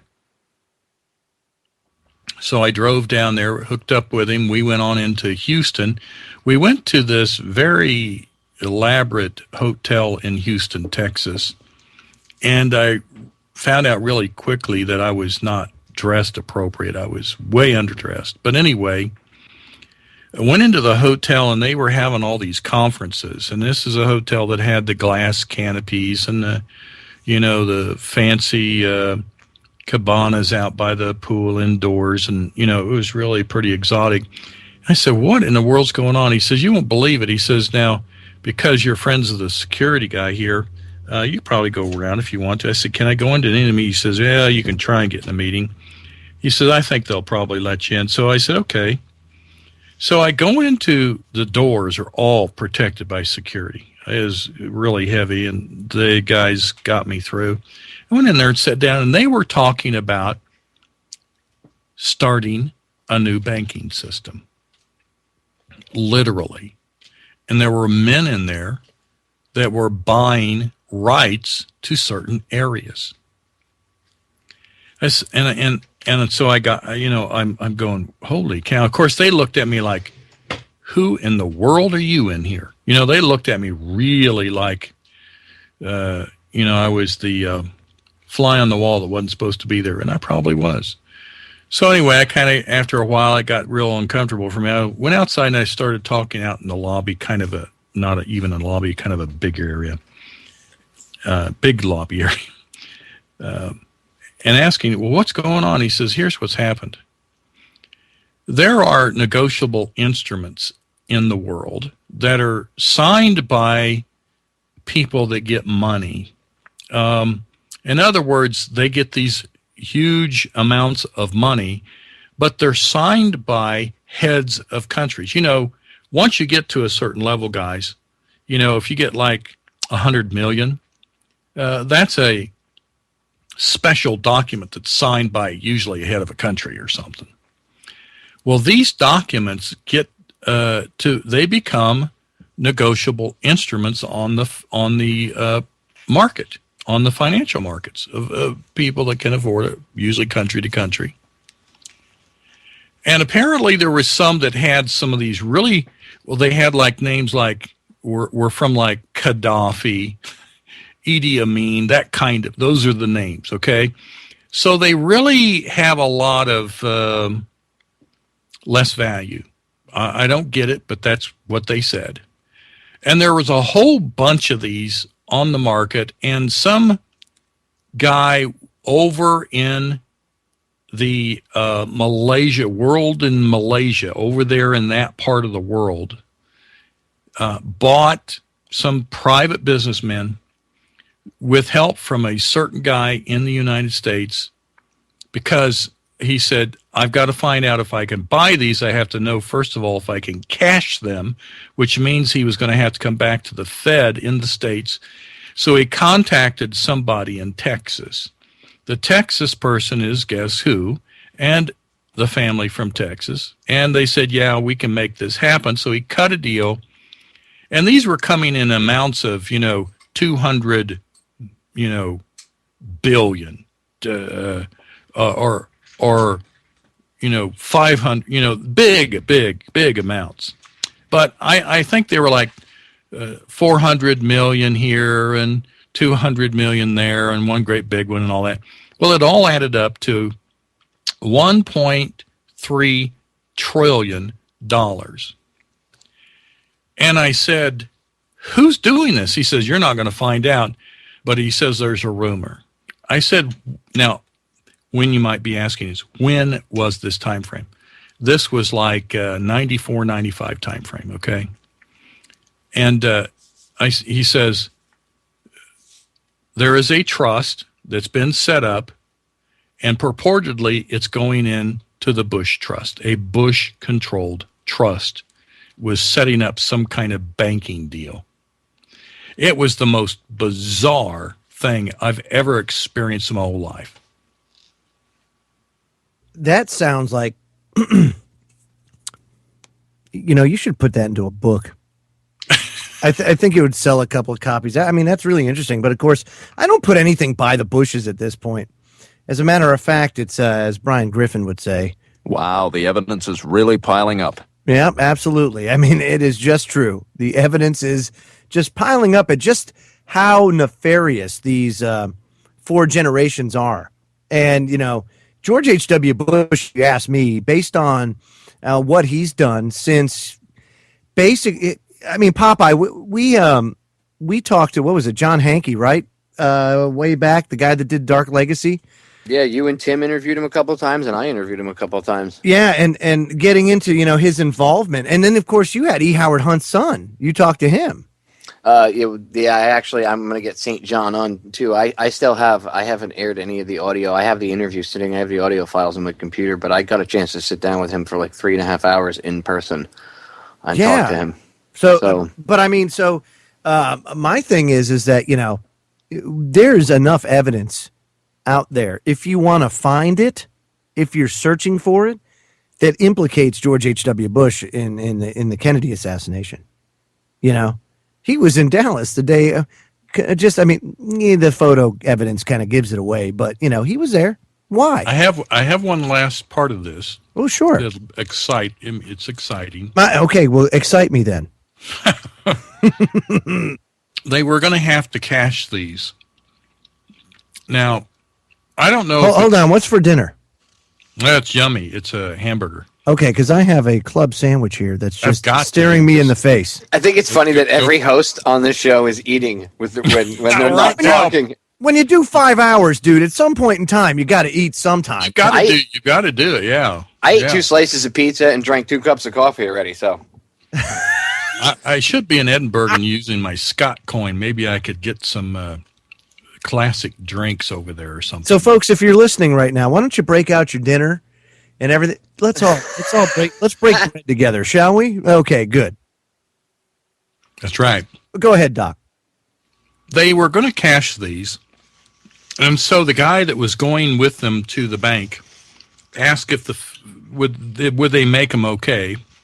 Now, I don't know when this happened. I don't know if it was before all these meetings. I kind of have a suspicion it was, but this was part of this. It was somehow connected, where they went to the banks, the Fed, and they said, let us find out. About an hour later, they came back and said, yes, these are good, and we can cash them for you, but we won't be able to do it right now. Where are you staying? We'll call you. So there was 2 of the guys, and they said, we're staying at such and such. But that wasn't the entire group. There weren't just 2 guys. There was like 5 or 6. I can't remember now. It's been a long time. When they got back, shortly after that, some guys came to the door in suits with bulges underneath their suit coat. And when they opened the door, they kind of forced themselves in. They saw the 2 guys that were at the bank. Apparently, they had ID'd them from the cameras, blah, blah, blah. But they saw the rest of them, and they said, who are they? They're not supposed to be here. Apparently, there was to be a hit on these guys that had these, but it didn't work out, so the people that were there just immediately turned around and walked out. Now, that's all I know. That's very bizarre interesting stuff. It is bizarre. Everything with the Bushes is bizarre. You ever notice that? These nefarious thug families that are out there, and people. You know what's even sadder, if you ask me, is that the right way of saying it? Even sadder. I don't think that was the right way to say it, but even more sad. Thank you. Is the fact that people just continue to vote these schmucks in. These demons. That's what they are. I mean, could you imagine, dude? Down in the pits of hell, Satan's got to be like waiting with bated breath for old George H.W. Like, yo, man. Waiting. He's got a cell phone that they talk at daily. Oh, no, I know, but it's like, George, you're going to be home soon. It's so good you've been gone for so long. Your childhood room is just like we kept it. Just like we kept it. I haven't changed a thing, son. That's right. Come down and recharge before the next round. I mean, come on. It's just like, oh my gosh. It's so funny, but I mean, it's true. And again, it's hard to say Prescott. You look at Prescott and you say, oh, wow, he was a real dirtbag. But then you look at George H.W. Bush, okay, Reagan gets elected. Damn, I lost. Reagan beat me in the primary. Shinola, but I'm his vice president. I'll just off him. I mean, why not? And then the crappy thing was, damn, he lived. And Reagan had to know. He had to know. If you actually read, multiple sources on this, but one source that you wouldn't expect this is Kathy O'Brien's book, The Transformation of America. She talks about it in there. what was it, 6 to 8 weeks after he was, he comes into office, that the assassination attempt happens on him. And who would have been president had he died? George H.W. Bush. He would have been in the office, 8 years sooner than he got in there.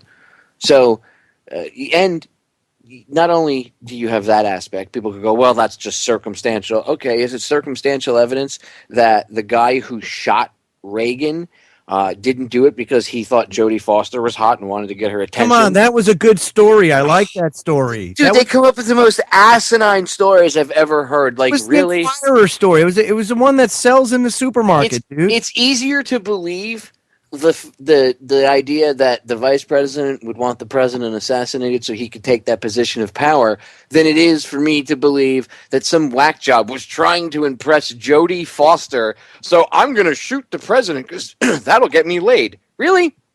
Really? Which one of those stories, using just a little bit of common sense and logic, sounds more insane? There's an old adage in government. I'm gonna bring this up. And don't fault me for this. I'm merely the messenger here, okay? But in government, there's an old saying: "Don't let the facts get in the way of a good story." Well, then, by all means, it must have been Jodie Foster. Exactly. And what I got off on that tangent was because that guy, well, his father and his brother and his whole family, his blood family, is very close friends with George H.W. Bush. In fact, if I remember correctly, his father was old college buddies with George H.W. Bush. But hey, there's no conspiracy there, right? I'm sure that's just a quinky dink. Don't let the facts get in the way of a good story. In fact, if what was it, Hinckley? His brother was supposed to have dinner with one of the Bush brothers, I believe, that night, if I remember correctly, as well. And they canceled it, out of good taste and respect, of course. No, but of course, yes, of course. And this is all easily verifiable. You can go 5 minutes of research will show you this. Turn off American Idol or whatever the hell it is you guys watch in the UK. I don't know what the UK version is with that moron Simon. Somebody needs to push that. He's a Mason, by the way. And I'm not. I what does that have to do with anything? Hold on, I have to get Johnny Wilson on here. I guarantee you. No. I'm not saying that all Masons are bad, but I guarantee you he's in on something. Oh, because he wouldn't be on that stupid. Okay. Now that I'll go with. So there you go. So he's probably part of the inner ring that uses masonry to hide. So all I'm saying is he's got connections to secret society. See, that's good. I like that one. Hey, but Timmy Watts just chimed in. He said, let's not forget about HW's role in Iran-Contra and also the October surprise. Bush was using the SR-71 secretly to fly back and forth to Paris and negotiate to keep the hostages in Iran until Reagan and Bush came to power to deal with Iran. That was the deal. Yeah, Jimmy Carter was actually making headway with that, and then they kind of torpedoed that in the side. Yeah. But hey, don't let facts get in the way. Yeah, exactly. And so he claimed he could. This is according to Tim Watson, and of course, he comes up with this stuff. I'll tell you what, I'm always floored when he said, I don't even know this. He claimed he could prove that he was at Andrews Air Force Base, and he was, but he also flew out of there on the SR-71 many times to negotiate the deal with Iran, and because the plane was so fast, he could be seen that day at Andrews Air Force Base and then be in Paris in the same day negotiating with Iran. Because I think it traveled like 5 times the speed of light. Speed of light. Yes, the darkness.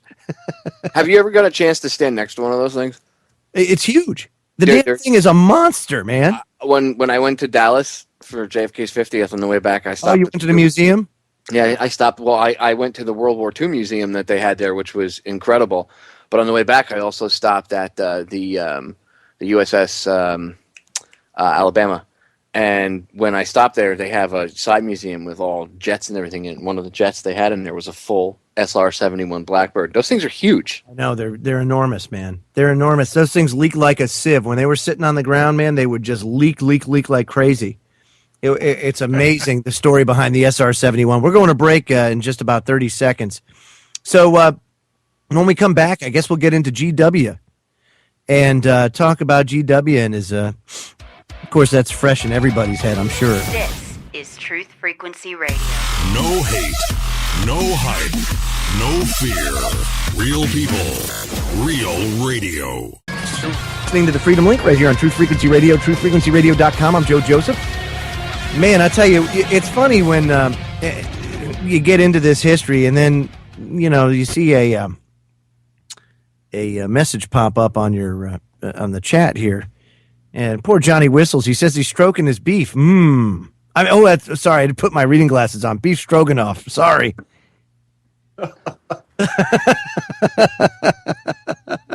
And he's got he's like,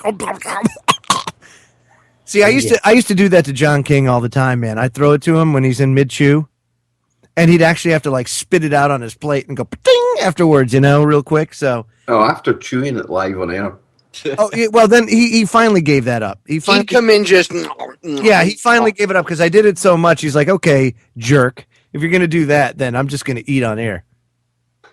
So he got me back, but so anyway, so we're having a kind of like a dinner party tonight, if you will, a 5-hour dinner party on the on Truth Frequency Radio. So everybody, if you want, share your favorite recipes in the chat room and maybe come up with something, sit down to a dinner. It'd be like a family meal. We're all family and talking about some very important issues. A little off topic since before we get into H.W. Bush, I saw a very interesting article today about how the feds are cracking down on bake sales. Now, because Joe, look, ISIS was funded by bake sales.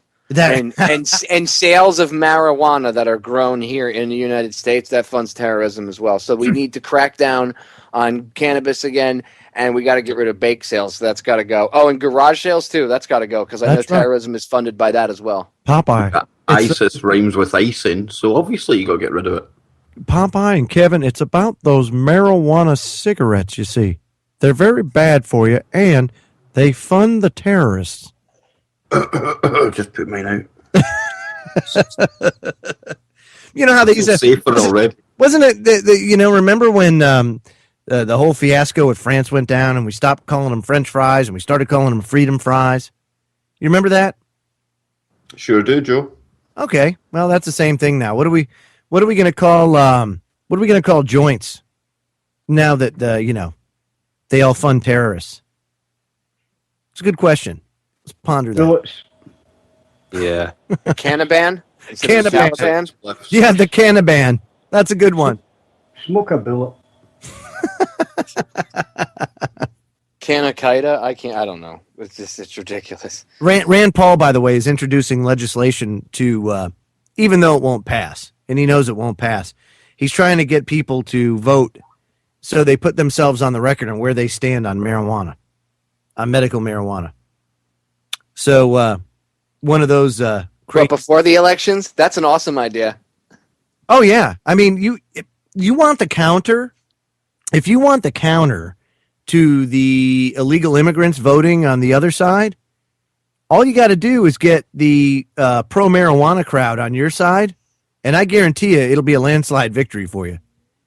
Because if there's one thing you learn as you progress through life, is that everybody does it, no one talks about it. It's one of those things. Now more so than ever, you know what it is that more people are talking about it now because the stigma of it's going away. But even before that, everybody did it, nobody talked about it. Joe, by the way, Joe Ott, one of our listeners, Joe Ott gets the prize for the day. Terror Tokes. Oh, yeah. Terror Tokes. Terror Tokes. Jihad joints. Oh. It's a gentleman skeptic. Dude, I'm telling you, there you go. Oh, war weed. Nice. I love our listeners. Now they're flying. Say our listeners are top notch. I like that. Yeah, anybody else, if you got a, just throw it in the chat. I mean, this is good. I mean, it's good stuff. I love you guys. You guys rock for real. Like we should put these out there, and we should just make the memes for them, and like preventatively. It's like if a group of bullies is picking on you, how do you stop them from picking on you? Well, besides being a smart ass, well, you can either beat the crap out of all of them, but you can also embarrass them and then beat the crap out of them, which is even more fun. And by embarrassing them, you can just take away the ammo. And for our audience in the UK tonight, why don't we just call them Fallujah fags? Oh, that's right. Or a bong bomb, says Paisley Buddy. Sounds like transsexuals from Iraq. Fallujah fags.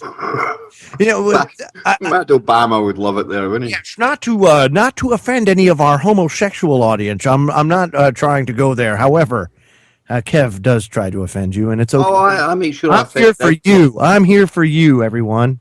I'm all about humanity. Kev is just one of those haters. Haters, hate, man. Nosboy in the chat wins it. Weapons of hash destruction. Oh, that's right. For the win. Nosboy for the win. That was awesome. Weapons of hash destruction. I mean, you just don't get much. I hope all of you in the chat that are participating have Truth Frequency Radio bumper stickers. Yeah, if you don't, go to the site, go get them. That's right. Truth Frequency Radio /stickers. Get the damn sticker. It's free. Like free. You're participating, get it. You're Yeah. you're part of the show. Take it. That's right. No, absolutely right. So I want to get back to these brownies, or not brownies. You can see where Joe's mind has gone to. He's in Colorado with Chris eating brownies. Now we know the real conspiracy. Damn it, Freudian slip. So getting back to the brownie problem, you know. So basically what it is the feds have created this public school sugar standard, if you will. And as a result, bake sales violate that sugary snack standard. And apparently they're cracking down. That's right. Because we don't have bigger problems to deal with, right? Like perhaps our wide open southern border. Joe, this Well, we already know that bake sales, they're going to crack down on it. That's what the president said. His pastry chef has cracked down on their pastry. Well, Doc, don't you think it's important? I mean, don't you're a doctor. Don't you think it's important for people to eat healthy? I mean, pastries, you can't eat that stuff. No, Michelle Obama has a strict diet for America, and we should all listen to her. Okay, Hey, Doc, come on, say it real quick. I'm a doctor, not a pastry chef. Come on, say it. You know it's coming. I just like a box of chocolates is all I'd like to have. Well, under the current administration, you're not allowed to have that, Doc. Well, my mama told me there's always a bunch of bad apples in a box of chocolates.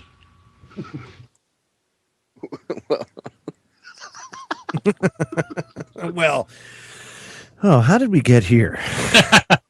I'm trying to. It's Friday night on your show, and you're in charge. Yeah, because it's Friday night, and we feel all right. Apparently, some more than others.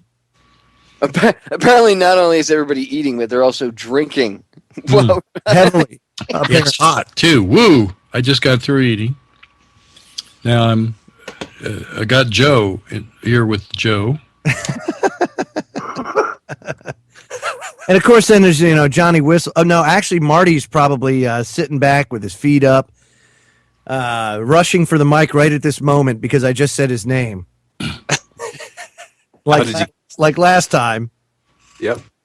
Yeah, so that's I'm actually sat here with my finger on the button just in case. I thought when he said your finger, I was like, oh, what's he doing with his finger?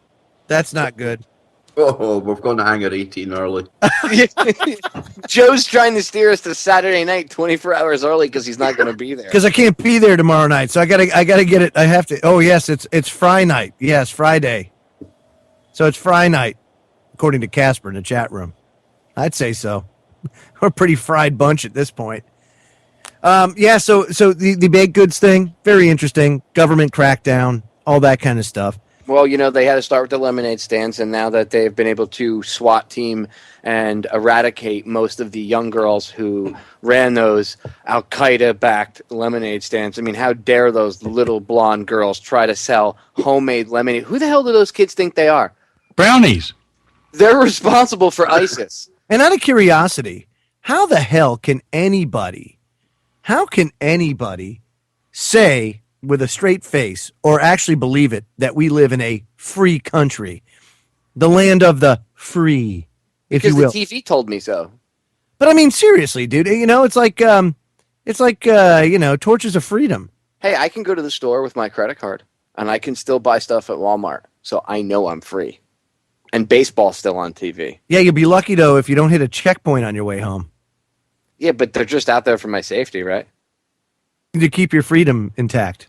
Right, could they protect my freedom? They right? protect your freedom by checkpoints and...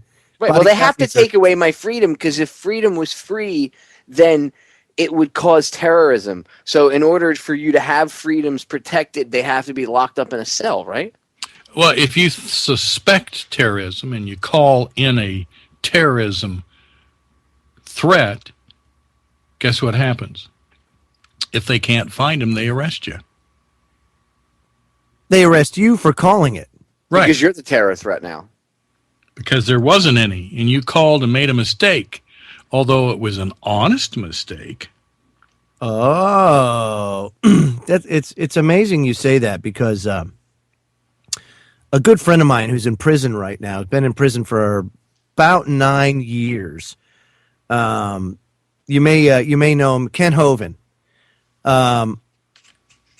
The Ken Hovind was a minister that really exposed a lot of government conspiracy, and he spoke about it openly in his church. And so, he's gaining a big following, and as a result, they had to put him in the hoosgow. So they said, you didn't pay your taxes, go into jail for 10 years.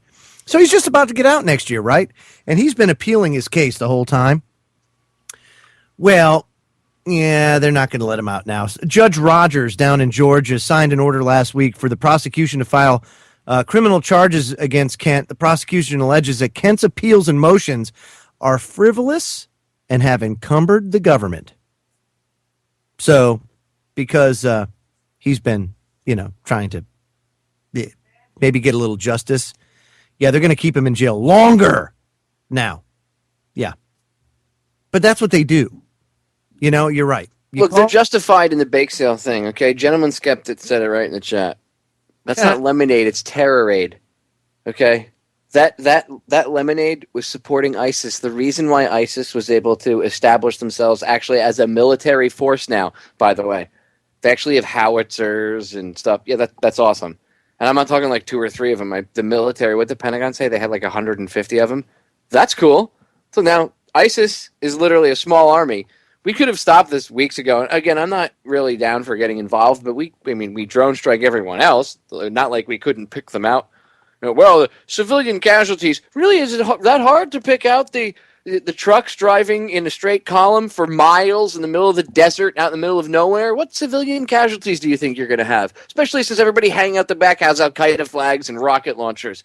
Which one of those civilians there with that RPG and the Al-Qaeda flag were you worried about hitting? I mean, we drone strike everywhere else, so if we're going to do it there, what's the big deal, right? Oh, but I'm sure it was the terror aid stands that did it. It was that little blonde girl's lemonade stand, damn it. Her, and now you're against the cops SWAT teaming, sales of baked goods. Joe, this is a war on sugar. Sugar promotes terrorism, Joe, and so do brownies. Unless, of course, you're in a state where you can eat legal cannabis. Well, then I suggest you eat the brownies. I do have kids, Kevin. Let me tell you something. Sugar sure does foment terrorism in them. I guarantee. I'm just thinking here. They used to say that a butterfly flapping its wings could cause an earthquake on the other side of the world. So why can't a little girl making lemonade cause ISIS to take over the Middle East? It's quite acceptable. Oh, well then, okay, by that thinking, then screw it. I've been sarcastic, man. No, you're right. You just justified it. Okay, well then by that thinking, screw it. She should be locked up and beaten within an inch of her life. Go get her, guys. I'm surprised she's not. You're right. I would take her out. Did you see the one?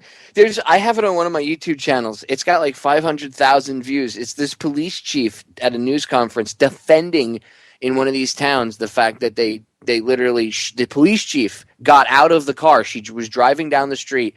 with another officer in a car, and they saw this lemonade stand, and the chief made the officer pull over, and she got out and told the little girl and the girl's parents that they had to break it up or she would fine her and everything else because they were operating illegally. And the police chief had to do this press conference, and she like stood her ground and like she was serious. She's like, "Oh, you know, this could get out of hand." What? It's a lemonade stand. You know what I mean? Like, in reality, no, they're not supporting ISIS. I was being a sarcastic prick, but like, you know, like, for real, come on, people. Like, you take your job that seriously, officer, you need to be fired. Seriously, you should not be allowed to be the police chief. You shouldn't be allowed to be able to put people in jail, and you should not have a gun. For real. I don't want people as insane as you to have access to that much power. Sorry. I don't like ISIS. Not one bit. Well, then you better not buy any brownies or eat any sweets, Joe. And I'm not going to drink lemonade either now. I'm or boycotting icing. lemonade. Icing. Like Kev said before, icing. ISIS. Really? Yeah. I can't have icing either, dude? No, icing starts with ISIS. You're supporting terrorism. Okay, so then... That's the icing on the cake. Should I just eat pork from here on out? Is that what I should do? It's the same as would I be safe then? Breathing contributes to global warming, man. So if I have pork coursing through my brains, or my veins and brains and everything else, my whole body, if you will, then would I be safe from the tourist? No. You won't be kosher either. What if I had G-Hog ammo? G-Hog. the pork laced ammo, would they be scared then? Oh, they might be. You know, let me just defile them as they die. Ha Well, ha! You have pig in you. Ha ha! You know why they won't eat pig? Because they consider pigs to be swine. Well, they are swine. Well, I know, but same reason that Jews won't eat them. They're freaking trash eaters. That's why. Hey, wait a minute. Now, wait a minute. There is kosher pig. Well, I have to bust Joe's balls, but I do eat ham from time to time. I knew you did, you freaking Tammuz worshiper, you. Oh, I'm a bad one. I never. Just because my grandmother was Jewish doesn't mean I ever was raised Jewish at all. Never. Dude, you have the Jew gene in you. Let me tell you. Torah. I have never been able to. I have never. You and Chris both. I have to say, in the times that I've known you, I've learned how to haggle more from you guys than anybody ever in my entire life. I mean, you guys can haggle it down to virtually nothing. Or they actually pay you for something. I learned from the best. That was my mother. She was so good that people that knew her would take her with them when they went to go buy cars. Because she would walk in and she would get, now it's harder to haggle with a car salesman because there's less wiggle room. But back in the day, there was a ton more markup. When the dollar was worth more and stuff, there was actually a lot more markup on cars back in the day. And I watched her get people $5,000-$6,000 off a car in like 10, 15 minutes. I'm in the back taking notes. Like I could definitely see that too. Oh, if you met my mom, dude, you would have liked her. She could get you a deal on anything. She ended up becoming a real estate agent later on in life, and then she taught real estate for years. So what's your claim to fame, Kev Baker?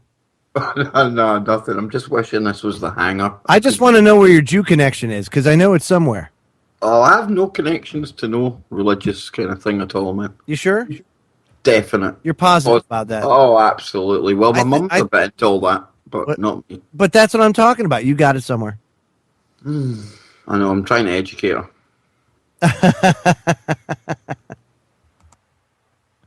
So, what about you, Whistles?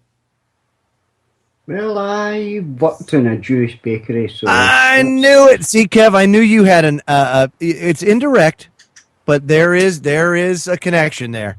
Do you eat bagels? I know I do. Hey, I get them with lox. No, see, that's disgusting. No, it's not disgusting. Dude, lox cream cheese is gross. I'm going to derail your show for a second, but that is disgusting. No, it's not. For those of you that don't know what it is, it's cream cheese with salmon in it. Ugh. There is nothing better than a good lox cream cheese. Why would you put exactly? Why would you put cream cheese and fish together? Okay. Why wouldn't you? That's an Illuminati conspiracy. Are you kidding me, dude? To destroy your taste buds. With some green onions on there too. Oh, I'm glad I'm not your wife or in the same house as you. Good God Almighty! Do you eat strawberries, Popeye? No, well, I don't eat them solid. I'll eat them in like smoothies and stuff. Like I'll cut them up and put them in smoothies, but I don't. For some reason, I don't like the texture, like just biting into the fruit itself. And you want to know what's even better than that? And this is where, if you get a good kosher deli around, you can't get any better than this. Chopped liver on a bagel. Oh, I mean, it just doesn't get any better than that. You're so wrong. I don't know how we got here, but that's disgusting. And so is liverwurst, by the way. I used to eat liverwurst sandwiches all the time, and then one day my brother said, "You're eating liver," and I was like, "No, I'm not." And I was like, "Mom, is this made out of liver?" And she's like, "Why do you think it's called liverwurst?" And I was like, "Oh, I'm done." I don't know why all of a sudden, just because you find out what's in it, that you then instantaneously don't like it. I mean, you ate it all that time before, Yeah, it's a mental thing, but come on, because then all of a sudden it's like you can taste the chewiness, and it's like bleh. Some Nos boy just shouted out cow tongue in the chat. Please tell me nobody's eating cow tongue here. Nope, never eaten it, but I've seen it, and it's disgusting. Vile. How about oxtail? Oh, love it, love it. Oh, I have a bunch of Caribbean buddies that every time we'd barbecue, like some of the guys that I stationed with were from the Caribbean. That stuff's expensive now. It's like $10 a pound, man. Dude, every time we'd barbecue, we'd start grilling up, and you could tell from what part of the country everybody was from, because everybody would bring their own thing to barbecue, and all the Caribbean guys would literally bring oxtail. And I was like, what is that? Nothing like that, man. I love good oxtail, and just about and herein lies the when you're in the military, you get to go to different places and different cultures and all that kind of stuff. And then I had the pleasure. The one thing that I really loved about New York more than anything else was the food. Outside of that, pizza and pretzels. Oh, but the best thing in New York are street vendor pretzels. Oh, and the culture, man. I mean, you go down one street, you can get oxtails and roti, and then the next one you're eating freaking the New York style pizza and some Italian food that would just make your heart stop. It's just good. The military bases you guys have. I remember being at MacDill Air Force Base and see the novelty of being able to phone up for a pizza on camp. Oh my god, unbelievable! You can't do that over there. Are you kidding me? Honestly, don't call us the borrowers for nothing, man. That's funny. Well, it's good to get a little break in the woo and actually kind of talk about some of the lighter things, because we got some woo coming up on your show, don't we, Popeye? We're gonna just go full woo, 150% woo, like paranormal. Bigfoot, UFOs, interdimensional travel. Oh yeah, we're gonna go like from 0 to 160. Oh, that's nice. So I'm sure the listeners want to hang. Yeah, no, you better hang, folks, because it's going to be full speed ahead. Woo woo. Yeah, exactly. full speed woo, buddy. That's right. High impact. We're going to Plaid.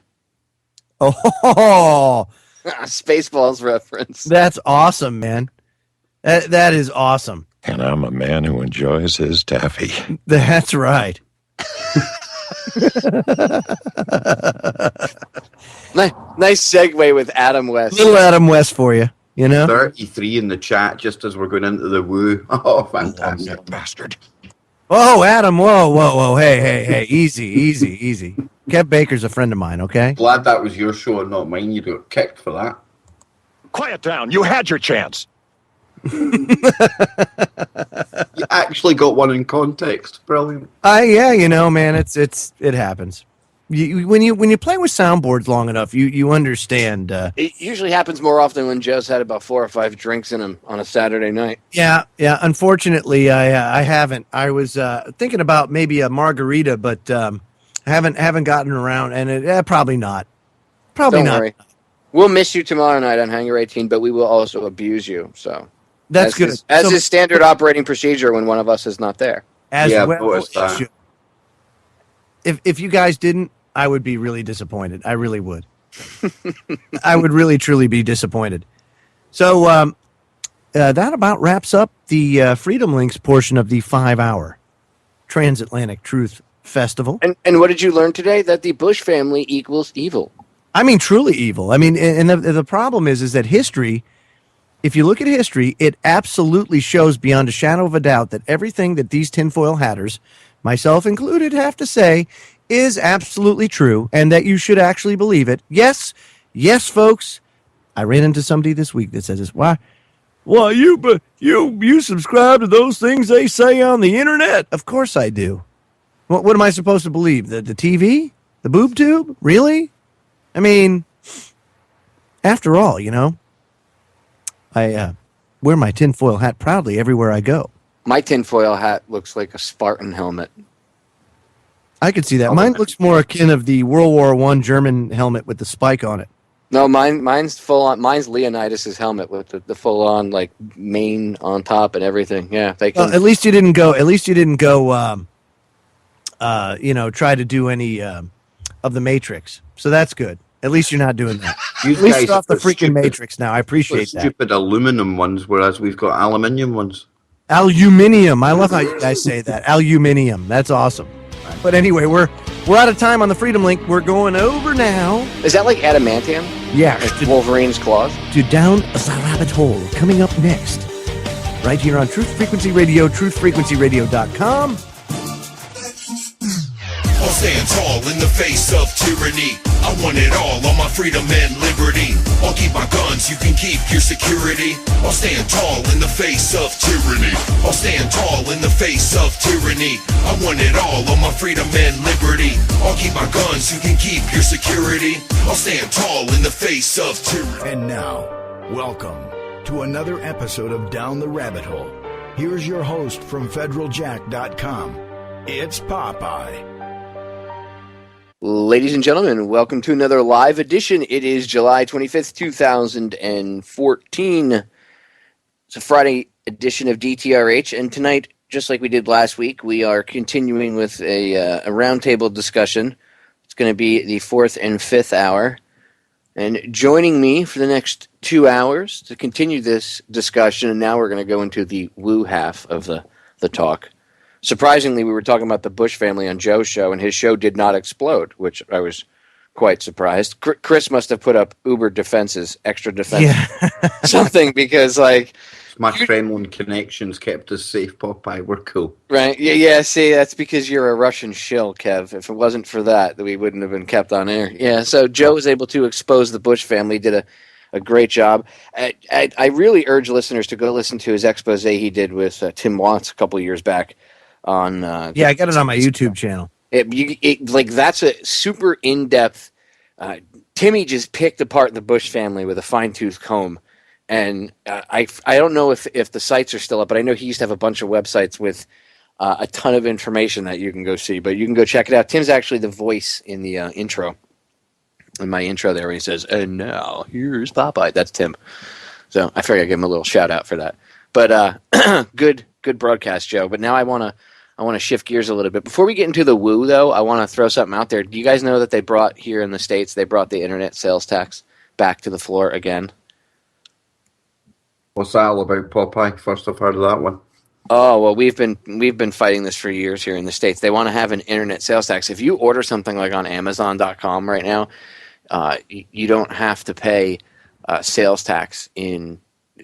Most of the time, you don't have to pay tax at all on Is most. there anything that they won't put a tax on? Some states, if you buy it from a state, some states have passed their own laws where if you buy it from out of state, the seller still has to pay a certain amount of tax. And Amazon has started charging their own tax, but they always didn't. And there are still a lot of places, like say someone orders a T-shirt from federaljack.com, I don't have to charge them tax because I'm just charging them for the shirt, right? So I don't have to charge them sales tax or anything.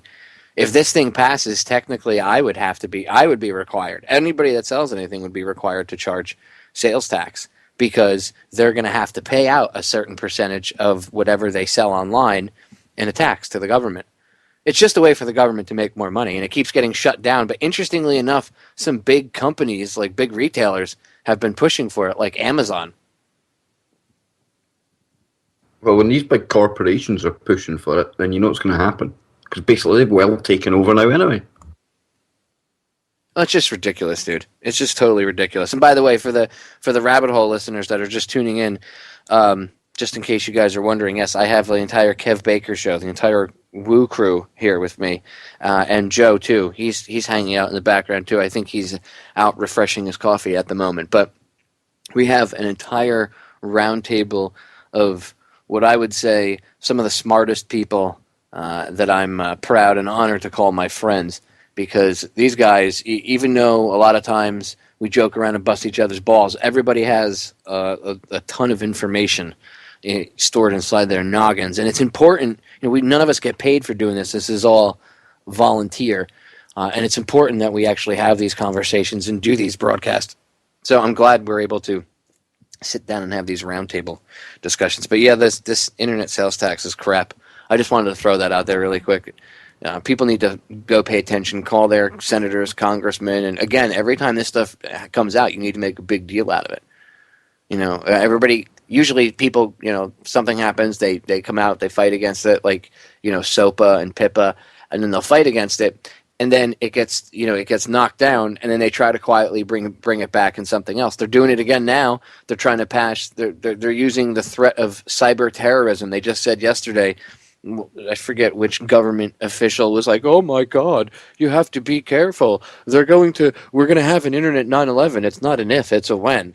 And they already have. They've admitted to this. They already have an Internet Patriot Act sitting in the drawer waiting. They said to be blamed on Russia, no doubt. Oh, Russia, China, whoever, and then they'll come in and I can only imagine the draconian stuff that will be in the Internet Patriot Act. Obviously an internet ID to prove what your real name is. You won't be able to post anything online under anonymous names. It'll be mandatory that you use your real name for everything. You won't be able to have any stage names or anything like that. And then as soon as people start speaking out and speaking truth, then within I would say, if you come to that level, within months they'll be locking people up and kicking people's doors in based off of what their political beliefs and or posts previous to the quote unquote internet 9/11. Then you'll end up also getting like 3 strikes and you're out, the Google rule. And then that'll end up with people not being able to get jobs because that'll be one of the first things they ask you if you can access the internet. And once you say, no, I'm actually banned from that, well, that's you in a total underclass again. No, you're correct. You're exactly correct. They'll treat that just like they do Facebook now. When you go for a job, I mean, how many times have you heard Facebook's nightmare stories where people go for a job or they lose their job because something that they posted on Facebook, their boss saw it or whatever? Well, when Anne started in her new job, there was actually in her guidebook the policy you cannot talk about the work on your Facebook, and they do look. So, like, you can't go home and bitch about your boss? Nope, you certainly can't. That's not just one company. That's a lot of people do that in the UK. I don't know if you've come across that as well, Whistles, Marty. Yeah. Kev, but sorry, Marty. The thing is, they look, now mine's is set to private. It's only friends. So how would they be able to see what I'm posting? Yeah, well, that's the thing, if you get a new job and you start becoming friends with people there and you add them to your Facebook, this sort of thing that happened to me. I had a bad day at work, was kind of bitching about the job on my Facebook, said I need a new job. Went in the next morning, boss says, I need to talk to you. The guys in work showed me your post, so there you go.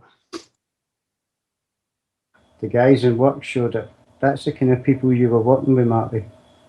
Well, that's the thing. I mean, Facebook can just be used for... Everything you say can and will be used against you. That's all I'm saying. No, you're right. And, the Stasi, when the wall came down, the Stasi, and it was, the civilians, the regular civilians went into the building, the headquarters there, and they were able to find out exactly, how much information the secret police had gotten on them. It said that there was wailing and screaming and crying in the streets that could be heard in the streets for weeks because of finding out when people were rounded up and that their families were dead, or finding out how much information they had and who had ratted on who, because they kept files not only on what was said but who told them, so who their informants were. And people were finding out it was their own families. Husbands were finding out it was their wives, vice versa. And they had a 25th, maybe even more, maybe only 100th of the information that people willingly put online today in their Facebook profiles and Twitter and all these pictures on Instagram. People don't realize Facebook and Instagram and all that stuff, that is an intelligence agency's wet dream. It really is. If I wanted to gather information, like when I was a private eye, that stuff wasn't as prolific as it is today. I mean, it was out there, but it was nowhere near as prolific as it is today. I wish that I had access to that. You know how much time it would have saved me? Like, if I wanted to investigate you, do you know how much information I could find out about you just from your page as a PI? So if you're doing something shady, which is how people get caught all the time, cops do the same thing. They investigate your page. I mean, think about it. Think about why Facebook was created. You should look into who funded it. Has ties to InQtel. It was the Rothschilds and the Rockefellers. And it's a really great way to actually find out who people's associates are. They can tie people together, put people at crime scenes, look at the locations of where you posted and the times. And it's like you say, it's an intelligence database.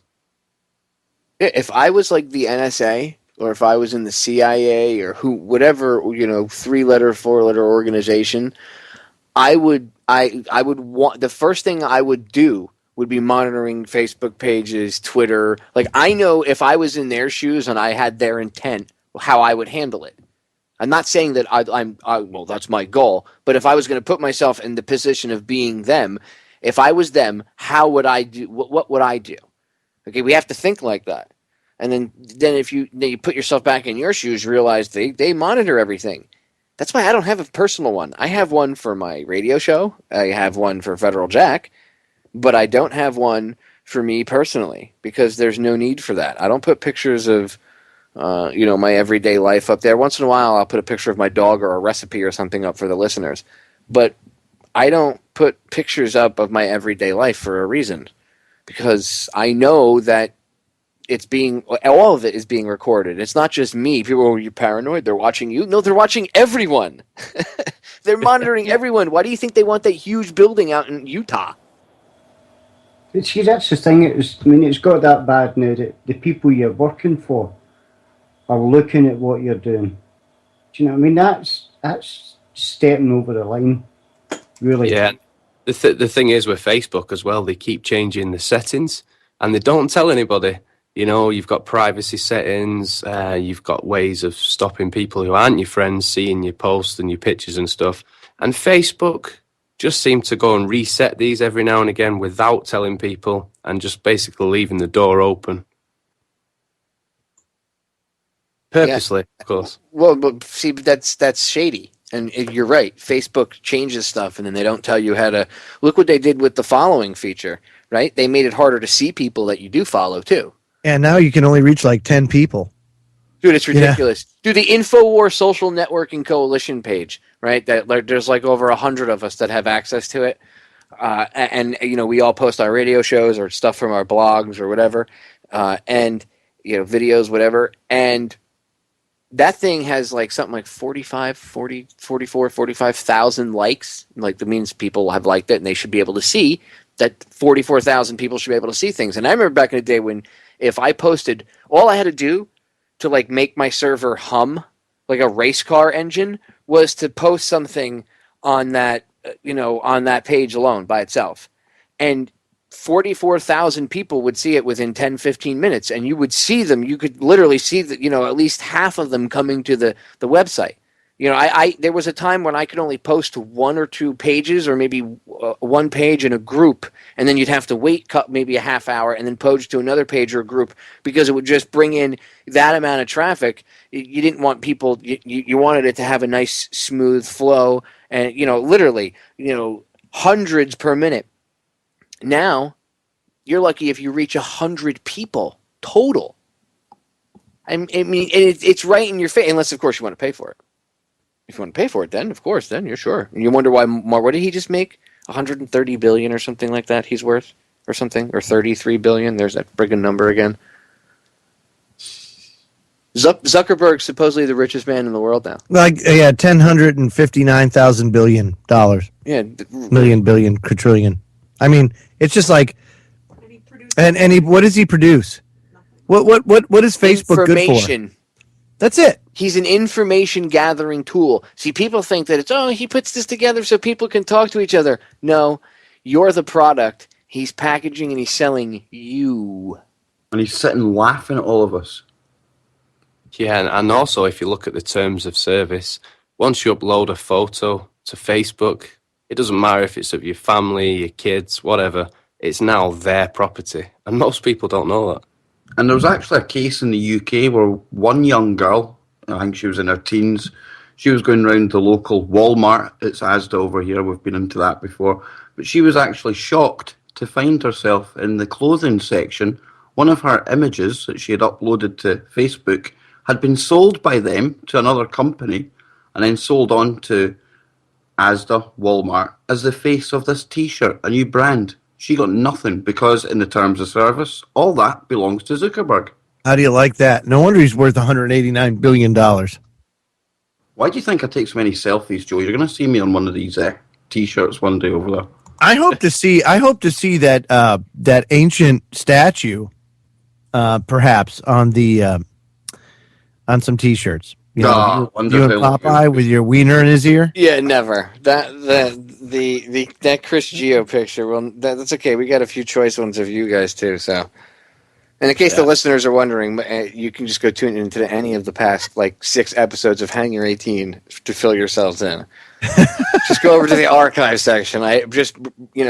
Prepare yourselves if you haven't realized yet, but that show's uncensored, and we really don't bring any pertinent information to the table. It's more so the host just blowing steam off on a Saturday night. So, I used to think the listeners would probably just not get it, but it's actually getting more and more popular every week. Because everybody needs to blow some steam off. Exactly, man.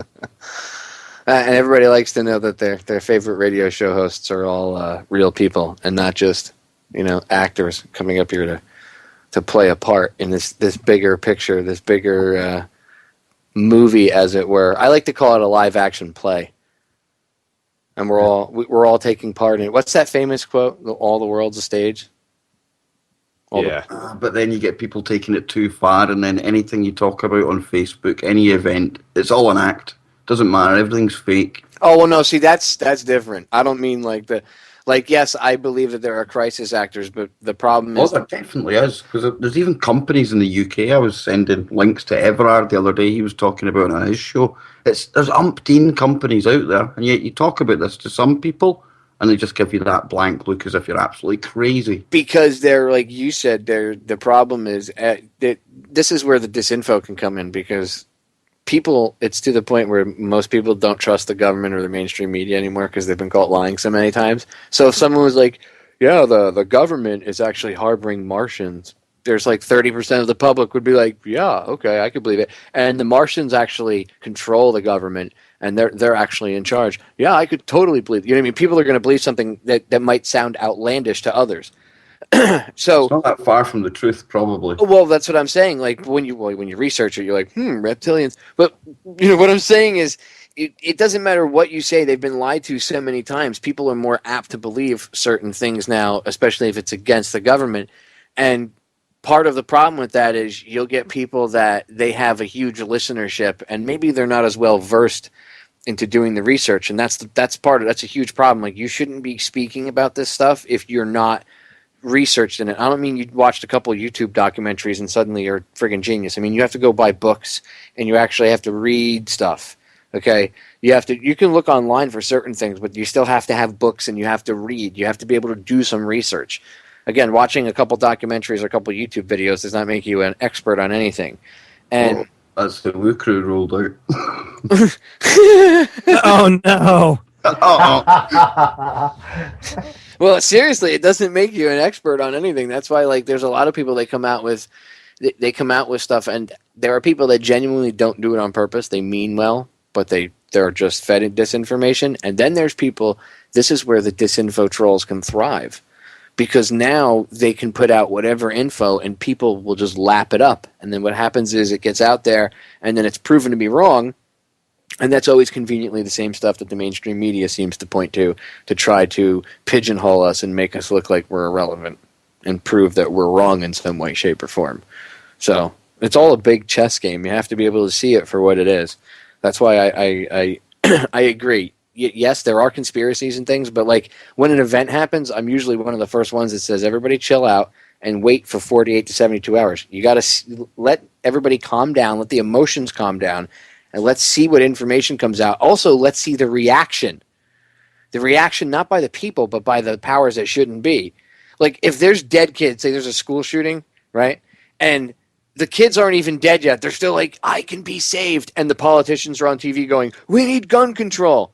We should look into that a little closer. Just saying.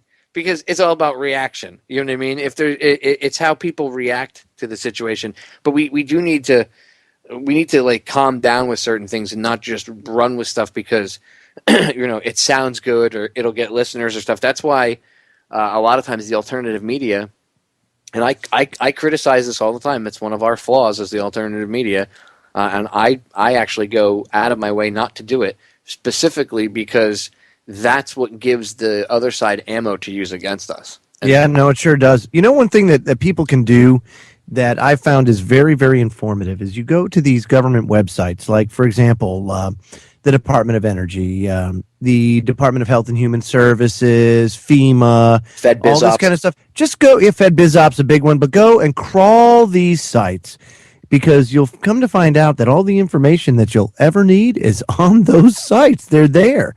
And these are sources that most people would find kind of credible. And if it's, like .gov, like, for example, you want to talk about chemtrails, no problem. Go to the Department of Energy. Now, you wouldn't think that the Department of Energy would be running the chemtrail program, but of course, that's the way they want it. They don't want it to be an easy find, so to speak, but it's findable nonetheless. You just got to go look. And when you go look, you would just be floored at what you'd find. And I'm sure that's just not the United States, too. I'm sure the UK's like that, and every other country out there is like that. Very interesting. Well, pay that in mind, Joe. That's not important. Because the news told me that you're a crazy conspiracy theorist because you went to the news. You actually went to the government website itself. Yeah, and actually sometimes, they accidentally publish a lot of stuff, too, sometimes, and it's normally not caught. Oops. Isn't the WhiteHouse.com actually logging every visitor that goes there? Yeah, but that's good. You want them to know. Come on, I'm here. Ha-ha. You know what I say? Who cares? Who cares? That's right. Don't live in fear. To hell with that. They're monitoring us. Good. Everybody should act out on purpose because they know they're being monitored. Well, let's just talk about fertilizer, wedding guests, bombs. That's probably another GCHQ couple of ops listening in now. Don't worry, they'll be at your front door in T-3. You got to remember, Popeye, we're actually a city under siege right now. We've got the equivalent of the Olympic Games going on here. We've got Kev, military, police everywhere, man. Well, what did V say, Kev? What did V say in the movie? Well, I suspect that pretty soon men with guns will be on their way. Well, I've got the mask if they turn up, so we're all right. I hear that Marty's a big into Mexican food, and that his favorite dish is rice and beans. Uh-oh. Joe just set off echelon because he said the magic word. Or that his favorite president is bomb.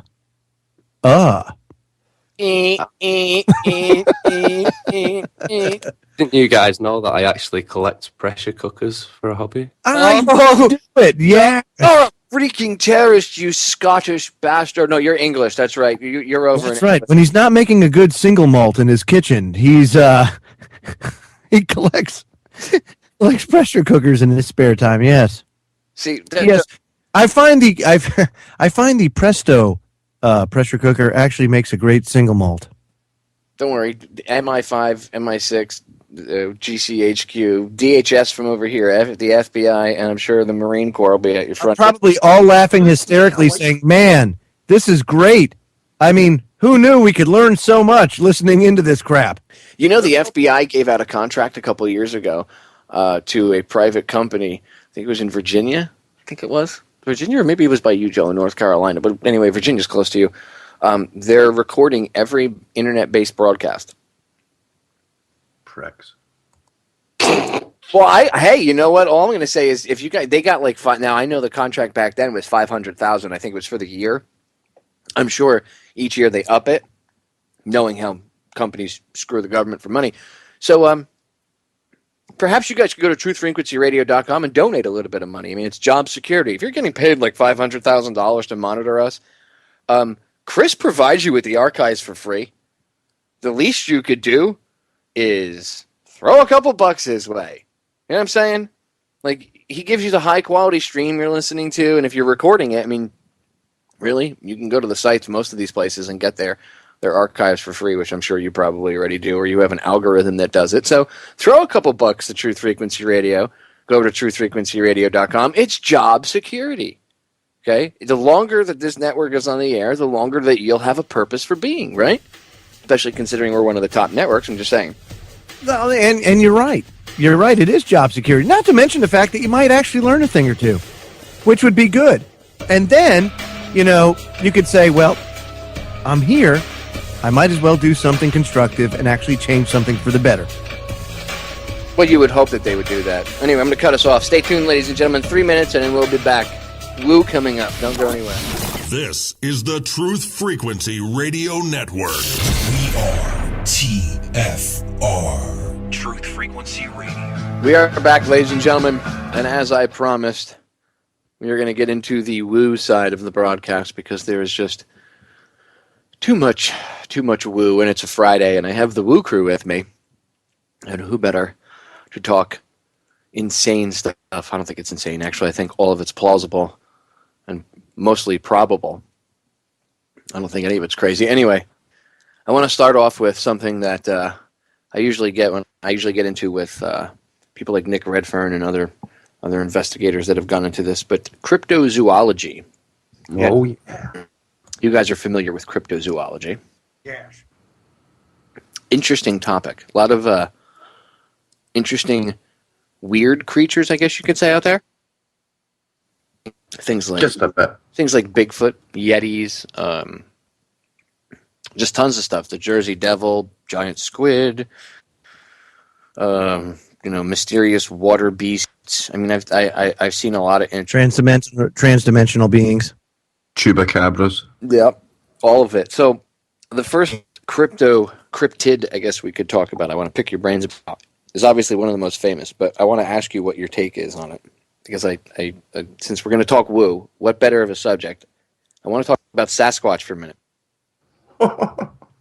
If you guys believe in Bigfoot, Sasquatch, whatever what do you guys call it over there? What do you guys call it the same thing, or do you have your own little cute nickname for it? Nah, Sasquatch, but yeah, I believe there's something. Definitely. I believe a lot of the films we see are dudes out in suits, but there's definitely something. If you ask a lot of British people what they thought of Bigfoot, they would laugh at you. Really? Really? Over there? Yeah. But isn't there like a beast in Montana? Well, they're all over it. Depending on what part of the state you're in, they look a little bit different, their height and stuff. And at least the scientists that take it serious over here, there's actually a really famous biologist who takes this serious, and he doesn't think it's some interdimensional creature. Some people think that Bigfoot travels between this dimension and another dimension. That's why nobody can find him. Well, Popeye, you had a big, massive search with all leading scientists as well over in the Siberia region about 12 months ago. I mean, some of the top minds in this field, they take it seriously enough to do that. Well, this biologist, and I can't remember his name right now. I think it's Bindernagel or something like that. But he's been on the History Channel. He takes this really seriously. And he just thinks that it's just a class of species that hasn't been, correctly scientifically identified yet. But he swears that there's more than enough evidence out there to prove. In fact, if you've ever seen the History Channel, there was a show called Monster Quest, and he actually, I mean, some of it was kind of the way some of the stuff was hinky, but the stories that they researched, they were all real sightings of this thing, and you can research it. The sightings of this thing go back. Those dudes were cool. Years. Those dudes were well cool. Well, you know, it goes back hundreds of years, right? Here in the States, and there's I don't think I know maybe over there it sounds crazy, but there's so many sightings per year of these things, and throughout at least a couple hundred years of history, that there's more than enough evidence, at least in my mind, that it's not circumstantial. There's something there. What it is, I don't think anybody really knows. Why no one's found one? Yeah, I mean, that's one of the biggest questions. People always say, if it existed, how come you haven't found one yet? Well, there's plenty of animals that could still exist, and we haven't found one yet. You know, just because we haven't located it doesn't mean anything. How long have we known what we've known now? A couple hundred years at the most, right?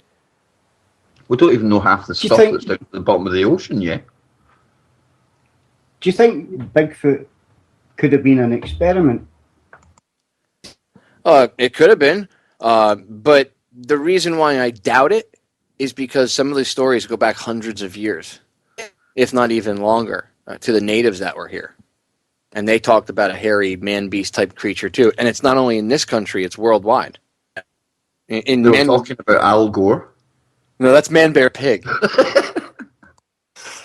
And see, if Man-Bear-Pig comes across Sasquatch, I would probably put my money on Sasquatch. I bet you Bigfoot would kick Man-Bear-Pig's rear end. But I'm surprised you guys really aren't any sightings over in the UK, because I know China has a ton of them. I forget what they call it. There are more big black cats, really, over here. And like demon dogs and stuff like that? Yeah, down near Stonehenge, actually. There's been a couple of reportings just lately of a demon dog, for lack of a better term, been spotted. This is supposed to be bigger than your average kind of dog, and just like it sounds, pretty utterly scary.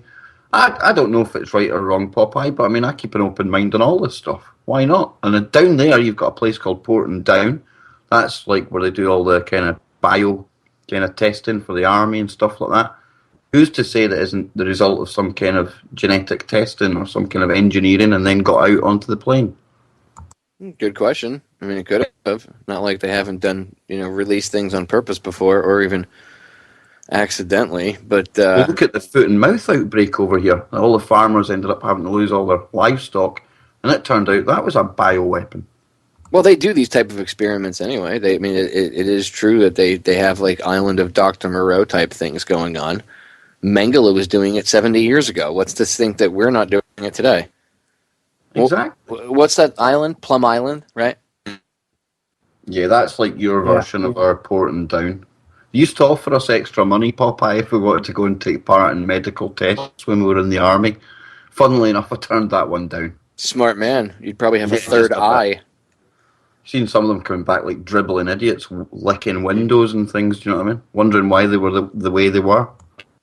Well, it's because of whatever they injected them with. No, I don't blame you. It was only something extra, like a couple of grand or something. It wasn't like going to make you rich or anything like that. Okay, you could have got a placebo, nothing happens, money for nothing. But God only knows what they're testing on people there. That's like Russian roulette, dude. Exactly. That's how much they care about us again, though. At least they offered you money. They tested the soldiers here. They just didn't offer you money. They just ordered them to do it because they're United States government property. Well, look at all the experimental vaccines and tablets they give to guys before they deploy anyway. Most of it's just Russian roulette there, too. Do you guys get vaccinated over there, too? You go through the same protocol? Yeah. There's a whole barrage of them. Depending what country you're going to, there's a list that you get. Do they hit you right in basic, too? Yep. That's how they did to us. We went in. They wondered why everybody got sick. They're like, "Oh, it's because you bring germs in from across the country." It has nothing to do with all those shots that you give us. That's exactly what they told us. They said it's because you're picking up germs from different places that you're not used to. Yeah, and I'm like, well, how come when I travel I don't get sick like this? Don't think like that. Don't think. You're thinking outside the box. Shut your mouth. That's what it was. It wasn't even don't think. It was shut up. I wouldn't change it for the world, Pop. I wouldn't change it for the world. Yeah, but I would never want to get sick like that ever again. That was honestly the sickest I've ever been I got sick for like a week and a half in boot camp, and that was honestly the sickest I'd ever been. I thought my lungs were coming out of my chest. I felt like I died about 3 times when I was doing basic training. Yeah, well, the physical exertion wasn't a problem. I didn't mind that. It was everybody in the squad bay got sick. There was like 50 or 60 of us. There was a couple. We had the largest company, and there was like 3 squad bays. You had the female squad bay, and then the 2 male squad bays, and there was like 60 of us in our squad bay, and everybody by like the 3rd night was after they gave us the shots, is coughing and wheezing and sneezing, and I'm like, yeah, we're all gonna get sick. And then they put you in this enclosed area, and they pump in forced, hot air heat. Yeah, that's not a prescription for disease and sickness at all. I mean, Johnny Whistles, do you not wish you'd been in the army after hearing stuff like that, man? You kidding? That's what you get just for going there. That's not even been sent out with a gun yet. Oh, no. That's not even getting shot at yet, dude. That's just going to basic, and like that's like your first 2 weeks. Indoctrination is like the worst. That's when they weed out. It's like going to I don't know what you guys called it over. When you sign up first, you have to go to MEPS, which is the military entrancing processing. And they once you go through that, the same physical exams you go through there, they go through again in boot camp, and they piss test you again and everything else.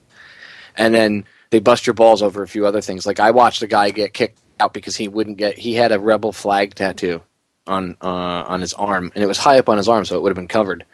But him and his father got it at the same time, and it had like the date and I think his dad's initials on it, and his dad had passed away. So that was like his remembrance of his dad, and they were like, well, you have to cover that up or you can't join. And he was like, I'm out.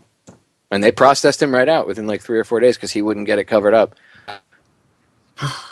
Over here now, it used to be the same with the police. They used to want allowed tattoos and that, but nowadays you see tattoos all over them. The rules have well changed. They tweak them. Like they twist them here and there. I mean, I have too many tattoos. I couldn't even get back in if I tried now. By the time I had gotten out, I had too many tattoos. I was already over regulation. The captain of my base wanted to captain's mask me, which is 1 step below court-martial, non-judicial punishment. She wanted to captain's mask me because I had gotten so many tattoos. And they told her that she couldn't. She was really this power-hungry, evil, vengeful woman. And she wanted to, she hated my guts. Thank God she got transferred out of there very soon after. But she went after me because I had too many tattoos according to regulation by the time. So, like now I couldn't get in, which I find funny because it's like, really, that's a standard you have? Well, we don't want, and they always say we don't want gang-affiliated tattoos, but you let gang members in all the time. You let criminals in all the time. I saw guys that were literally, they were there with the parole officer at MEPS. And part of their condition of parole was they had to join the military. Governments are the biggest gangs on the planet. Dude, I've literally seen the Marine Corps take people that were convicted of murder, and instead of, it's like I've seen people offered instead of jail time going to, maybe it was it was something stupid. Maybe it was a young kid and it was a gang thing. They say to the kid, instead of joining, and you have 2 options, jail or the Marines. Well, out of the 2, I take the Corps. Yeah, well, one guy I joined up with, he actually had bank robbery charges that were pending. Now, trust me, Popeye, this was like Civvy Street. This guy was going down. But he actually, because he had one of the officers stand there and vouch for him, and he had completed his basic training, guess what? He got a free pass. Of course. Of course. They want psychos, honestly. They do. But, of course, Joe, he went for the lighter option in the Navy. Yeah, well, A boy in every port, Joe, is it not? I mean, women. No, we're not pedophiles, as you say over there. What is it you say? Is it pedophiles over there? Yeah, we say pedophiles. You say pedophiles, like aluminium. Pedos. Who cares? Sick. Rapists. They're all the same people. That's right. Child rapists. Did you notice, by the way, speaking of evil pedophiles, did you know that Savile got sent up the river after he's dead, and the other one over here, what's his name? The one Sandusky. Yeah, Sandusky got sent up the river too. And did you notice, at least at least they admit that Savile was, he's a pedophile, right? But they notice that they don't really cover the fact that he was the procurer of the children. And the same thing with Sandusky. He was also a necrophiliac. He was actually going into the morgues and tamper-fearing with them when they were cold, man. Get out of here. That's just... Like Rolf Harris. Oh, that's true. That's disgusting. It's not even. I'm not even lying. This is gen up Popeye, and it goes worse than that. Like you're saying, I mean, Jimmy Savile was even on a BBC interview back years ago, before people knew what they know now, and he's talking about one occasion where he actually sneaks a young girl in a side door at Buckingham Palace, and the first person he meets and winks at him is Prince Philip. Now, you put that into today's context. Bloody hell. Dude, doesn't surprise me, but when you look at Savile, they're sending him up the river because he's dead. He's a sacrificial lamb. Of course. I mean, I'm not saying... And now they've given Well, you can't complain about it now. Well, but I'm not saying he doesn't deserve it. But no, like you said, Joe, he can't defend himself because he's dead. So, and they're like, what does it matter? He's long gone, right? And so they can kind of twist the narrative however they want. And somebody said to me, I don't know if it was Marty, was it you that said he's buried in concrete? No, I didn't say that, but I mean, like Popeye's saying, because he's dead, they'll let the truth be known, because if he was alive, he might say, hold on, I'm going to bring you all down with me, So it's easier. You can bash the guy when he's dead, and look at Sandusky, right? Same thing. When he went to jail, and I'm not saying these guys are innocent. I mean, they're evil in their own right, but like Savile was a procurer of children. So was Sandusky. He was a procurer of children. Well, we've got this latest cover-up over in the UK coming to light, but there's going to be, you watch for this name over in the US, Cyril Smith. He used to be the leader of I think it was the Liberal Party. But again, dead. And an absolute rapist of children, a repeat offender on multiple occasions. David Icke used to say it about him all the time. He's never been done with anything when he speaks out about all this. That says something in itself, but he's going to be the next sacrificial lamb. And yet people like Ken Clark, he's just quietly walked away from government. William Hague, he resigned quietly. You're not going to see the ones that are committing the crimes right now getting done. They're just going to carry on their crimes as usual, unabated. It's sick. Of course it's sick and twisted. And again, these guys were procurer of kids. See, the reason I bring these two up is because you can see that, and you brought up this other guy that's dead. They're like Sandusky was, I mean, he probably, for whatever reason, pissed somebody off, or they realized that they needed a fall guy, and he was the most relevant of the group. Over by you got guys that are dead. But there's one I can't figure out, Popeye. There's a guy called Max Clifford over here, and Johnny and Marty will back us up on this one. He's just been basically sold out. He's gone to jail for sex crimes. But the thing was, he was like a publicist, and anyone with a big story, they would go to him to sell it. And on the other hand, he would also cover up stories on behalf of the royals and things. Now, it's mystifying to me, and Whistles, he's got a black book or something, doesn't he? Why they actually allowed him to go to jail, because the dirt he has on them, it could bring down the royal household, Johnny. See, this is the thing. But what did they get rid of? They must have got rid of quite a bit before they even attempted to go after him, Kev. Or what was he ready to come out with? Yeah. It's, the usual, somebody in your... if it's not them, it's somebody in their family will have an accident, do you know what I mean? And that'll be the warning sign. So maybe he's just took one in the chin for the family, maybe.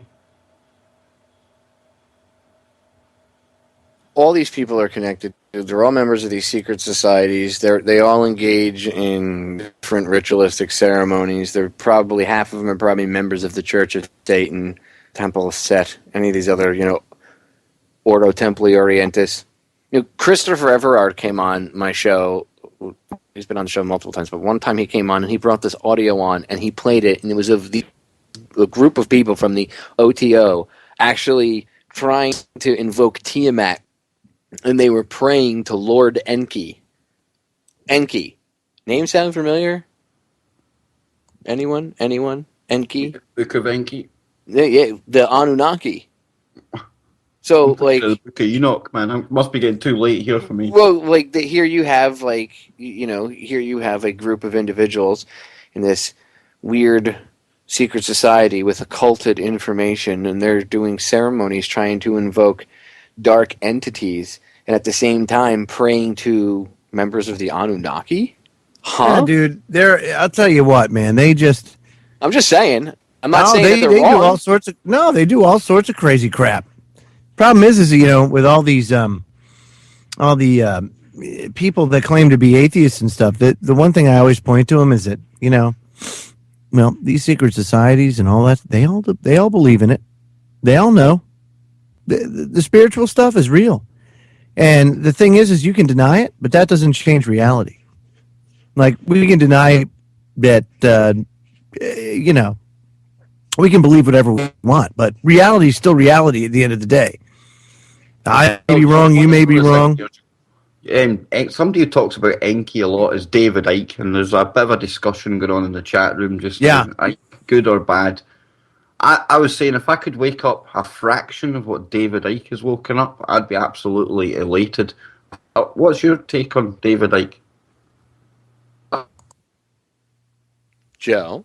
Silence. Curveball. Well, I'll tell you what, he puts out some really good information from time to time. And you know where he said some really stupid things in the past that people just can't get by.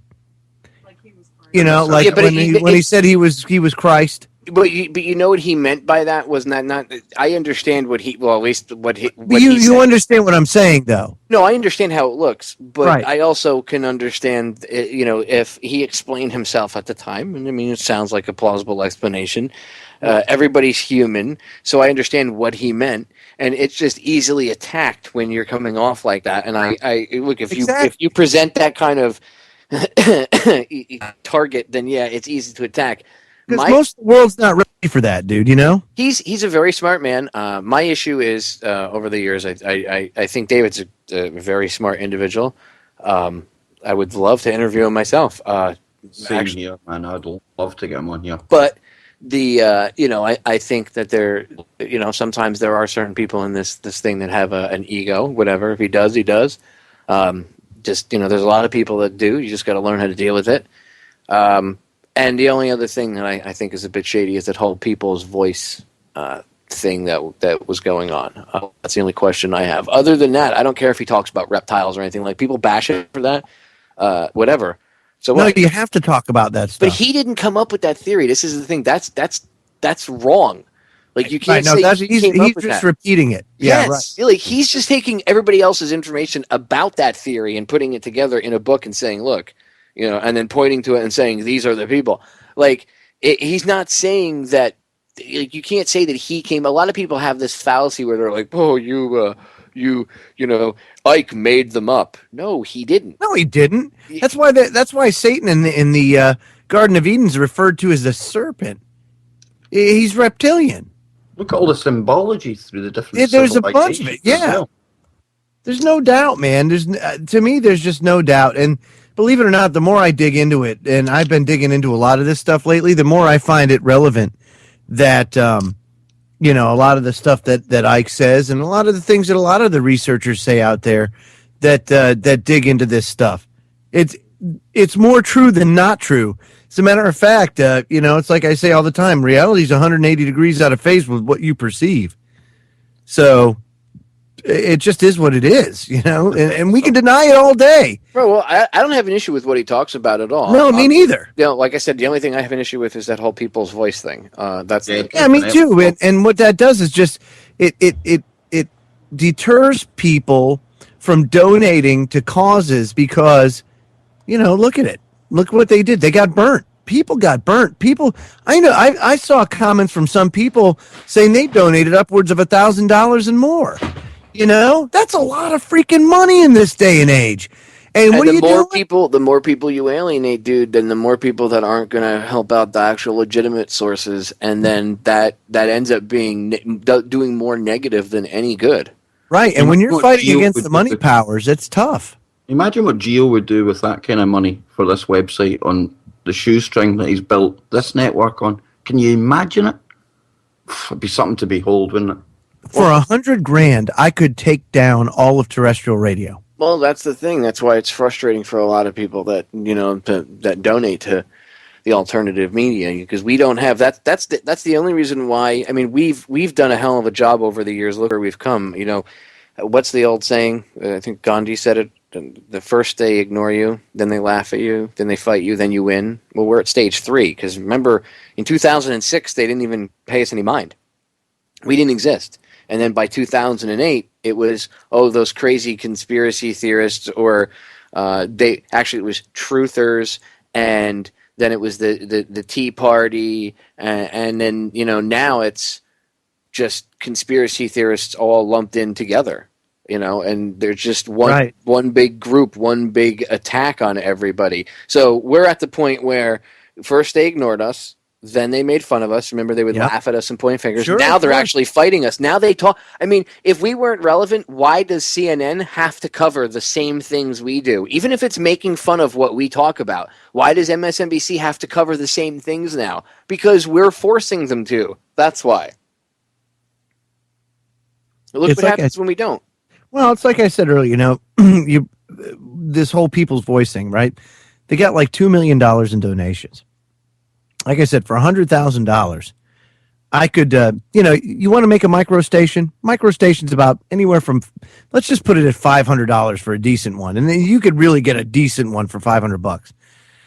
And so for $100,000, you could buy 200 micro stations, and you could place them in the top 20 media markets, put 10 of them in the top 20 media markets. You instantly just cut the legs out from underneath the mainstream media, and because it's Part 15, it doesn't fall under FCC scrutiny. So just right there, right, boom, so everything done. is within the letter of the quote unquote law, right? And here you just undermine them for $100,000. I just cut the legs right out from under them for $100,000. Oh, and think about that now. They got $2 million, and what did it get? 2 months of YouTube videos. That's what you got. That got taken down twice. Yes. And didn't even answer me when I went for an interview. Imagine it. Disgusting. Dude, I've been asking for interviews for a very long time. Don't worry. Sometimes people ignore you. Whatever. I find actually, usually if you approach them, it's actually quite surprising how many get back to you.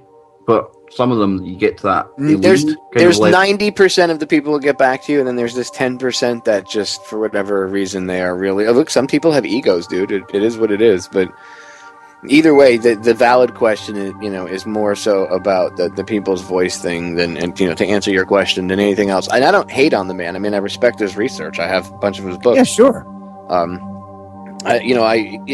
Research is just research, and info is just information. It's really what you as the individual does with it. Just because David Icke writes a book doesn't mean you have to take it as gospel either. You're listening to the Truth Frequency Radio Network. No hate, no hype, no fear. Ladies and gentlemen, we are back with hour number 2 here on tonight's live edition of Down the Rabbit Hole. I am your host, Popeye from FederalJack.com. It is July 25th, 2014. Again, the Friday night edition, Freaky Friday, Woo Friday, with my good friends from across the pond, the Woo crew from the Kev Baker Show, Martin, John, and Kev. Welcome back, boys. Yo. They're like, because it's like 4 o'clock in the morning over there. Yeah, no I'm shit. getting used to this 5-hour stuff now, man. It's easy. Well, I got to give you guys a lot of credit. You guys, these guys are. Everybody give them a standing ovation. Here's a golf clap from Popeye to you guys, because you guys are doing a 5-hour marathon, and they start at midnight, ladies and gentlemen. They actually start their show at midnight, and they all actually have full-time lives besides doing radio. So, kudos. The truth never sleeps, Popeye. Hey, Kev, haven't you always thought, his hour 2 intro at the end of it? Aren't you listening for, and this bout is scheduled for one fall? Definitely. I was just picturing the poopster walking down the gangway, do you know what I mean? All the crowds cheering, cameras going off. He's WWE, and then I look at the beard, and that's what it is, man. He's a wrestler. Yeah, that's exactly what he is. WWE. Tell me you guys didn't actually, with your friends, try to reenact wrestling scenes when you were a kid out in the front lawn and somebody ended up in the hospital. Every time. Oh, my boy does it all the time, man. I thought he'd have grown out of it by now. Even now that he knows it's fake, he still loves it. No, dude, we actually did like the moves that these guys are trained to like not hurt each other. We would actually do them in real life to each other. And Oh yeah, DDTs and Yeah. suplexes Dude, and all that stuff. Somebody, I suplexed my friend on his front lawn, and he was knocked out cold. Another one of my friends tossed one of my other friends over his shoulder and down the stairs, like they would off the ropes, and he split his foot wide open. And we ended up in the hospital for 3 hours getting his foot stitched back together. Yeah, like or super flying your friend and breaking his ribs. Oh my god! That kind of stuff. Yeah. And the parents were always like, "Don't you guys know that's just entertainment?" We're like, "Well, it didn't seem like entertainment when I was doing it to him. I just broke his ribs. That actually works." We didn't realize that they were trained to like pull the. Yeah, it's only but so fake. It actually does work. Yeah. If you actually would. Yeah, putting your friends to sleep. Oh yeah, if it works. Do it to somebody. Yeah. It's called well, listen to this. I think this guy's in the wrestling, Zack Ryder, and I think he'd be right fitting in here on a Friday. Woo, woo, woo! You know it. That's the start of his entry music. If you watch it, somebody, one of the listeners, somebody that follows me on Facebook, they follow Federal Jack, they listen to the show. A couple months back, they sent me a couple videos, and they're like, "Hey, check this out." And it was all from WWE, and a lot of the storylines have like a lot of weird Illuminati, New World Order agenda type references. Wait till you hear this then, Popeye. I was showing the guys the other night. There's a Russian guy in there now, Rusov, and he comes out with a big leggy blonde. She's the bimbo, and she's talking away, and it was just after MH17, and it's political propaganda that you're seeing there. She's on about how you can't be blaming my country for all of this, and they're booing the Russian, and then they have the American guy coming out to fight him, and they're all behind him, and he's even got the Gadsden flag, the yellow flag with the snake, "Don't tread on me," and shouting, "We the people," and it's America versus Russia, and it's so blatant propaganda. Well, when I was a kid, it was the same way. You had the Iron Sheik, and that was Iran, and then you had the Soviet guys. You had the Bolsheviks, and there might have been one other one, but the Russians were the predominant bad guy when I was a kid. That's who we grew up fearing the Russians, until they, until Glasnost or whatever the hell that was with Gorbachev and Reagan. That was actually them just, signing agreements and agreeing to swap the way the countries are. And look how Americanized Russia is and how Sovietized America is. We live in the USSA now. Anyway, Charlotte Iserby talks about that. She's talked about it in multiple interviews with me and in her books and stuff. Go check out her website at deliberatedumbingdown.com. But, yeah, anyway, I got sidetracked. That's the Woo Crew. We always do that. But no, you're right. The reference in WWE there is political drama. It's the same thing that they did when I was a kid, except we didn't see it. You know what I mean? We didn't recognize what it was as kids. But now when you go back and look at some of the storylines when you were a kid, you're like, oh, wow. But it's more in your face now. I mean, I know it was out there then, but back when I was a kid, 30 years ago, 35 years ago, things were different, man. They actually had more of an effort to hide it. Now it's just in your face, and part of that I think is because they have to, because we discuss it so much that they, first they tried to ignore us, that didn't work. Then they made fun of us, that didn't work. Then now they're fighting us, and that's not working. And what did Hillary Clinton say? We're in an information war and we're losing. Because nobody believes them anymore. Because you can only lie to everybody so many times before people are like, okay, seriously? And that's what's happening. And slowly, even though it's a slow, painful process, people are waking up. And then you have people like Jay Rockefeller saying perhaps the internet never should have existed. And that's why they want to pass that Internet Patriot Act I was talking about earlier. They already have it, just like the first Patriot Act was sitting in a drawer. Just Google Internet Patriot Act. It's already waiting. They admit that they have one waiting and that it's just sitting in a drawer waiting for the right event to occur for them to break it out. I'm sure it'll be full-on internet ID cards, and then, going from there wherever that'll go. Probably thumb scans. Eventually you'll just get the chip, because that's the goal, right? And if you're a bad citizen, they just turn your chip off. No more access to anything. Okay. Shut them down. The kill switch. Well, can you imagine that if they put chip readers in doorways? You wouldn't even be able to get shelter. They could shut you. They could literally lock you out of the basic human necessities for all the cell phone towers, everything, man. Well, yeah, like say they cut your communications off. Your cell phone's your communication, so they cut off your communications, and you're like, okay, well, I can always get into my house. You got to get into your house, but instead of having a door lock on your house, now all houses, because it's mandatory from the federal government, have these RFID chip readers, right? You got to walk into your front door, and I can't get in my front door. Why won't it work? Access denied. Access denied. You can't even get into your own house. So now you have no communication, no shelter. You go to the store, you're like, well, at least I can go get a Twinkie or something. You go to the store, you can't even buy anything because your chip or your credit card, if they still have it there, has been turned off. Your access to your money has been turned off. So now you can't buy food, water. You have no communication, no access to shelter. Your basic needs have now been chopped off. What do? You're isolated and alone. That isn't that far away, Popeye. Not far at all. Not when you look at the Internet of Things. I mean, I don't know if you've ever looked at San Jose, how they've teamed up with Intel. That's like Plandopolis in action right there. You seen the video for Plandopolis? Oh, yeah. Joe and I talked about Yeah, well, that comes straight out of the UK, dude. That's all that UK. Where that came from? Dude, that thing is so creepy. Joe and I did a special on that like 2 years ago where we went over it, and the woman's like, oh, it's your birthday. You can have meat today. If you're Oh, boy, yay. The carbon scrubbing plant. Yeah, right. And they told them what the kid's job was going to be in high school. Popeye, something you need to watch as well, and this is more on the transhumanist kind of thing. It's the Russian 2045 project. We done an actual show on it one night, and oh my word, man. This gives you a different vision of the future, and it's going to be closer than Plandopolis, I think. It's about basically how Google are making the avatars. Long story short, by 2045, we will be uploaded into the robots. Yeah, Kurzweil wants to upload everything into the computers, and these people are nuts.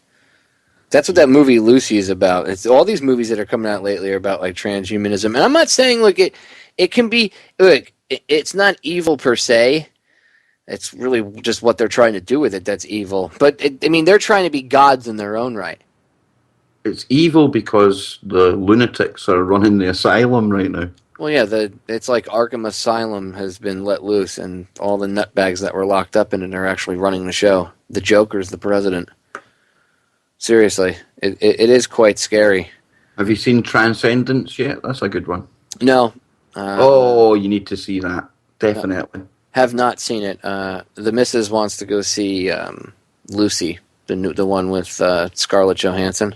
Yeah, it's meant to be really good. I have a set of free movie tickets to go see whatever movie I want, so I might use it to go see that and critique the movie afterwards. But I've heard that, just judging from the trailer alone, I see. This is why I don't look at that stuff in total like, oh my God, it's the New World Order. They could be pushing propaganda through it, but which I don't doubt.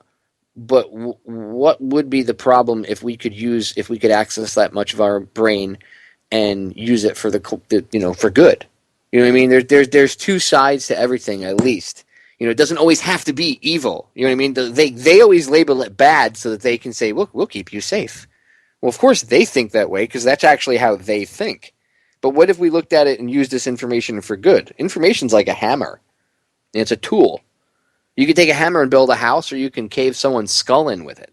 It's really not the hammer that is evil. It's what the person does with the hammer, right? It's the action of the individual with the hammer, or in this case, information. It's already started anyway, Popeye. You're seeing these new artificial limbs now that basically have nerves and feelings in them.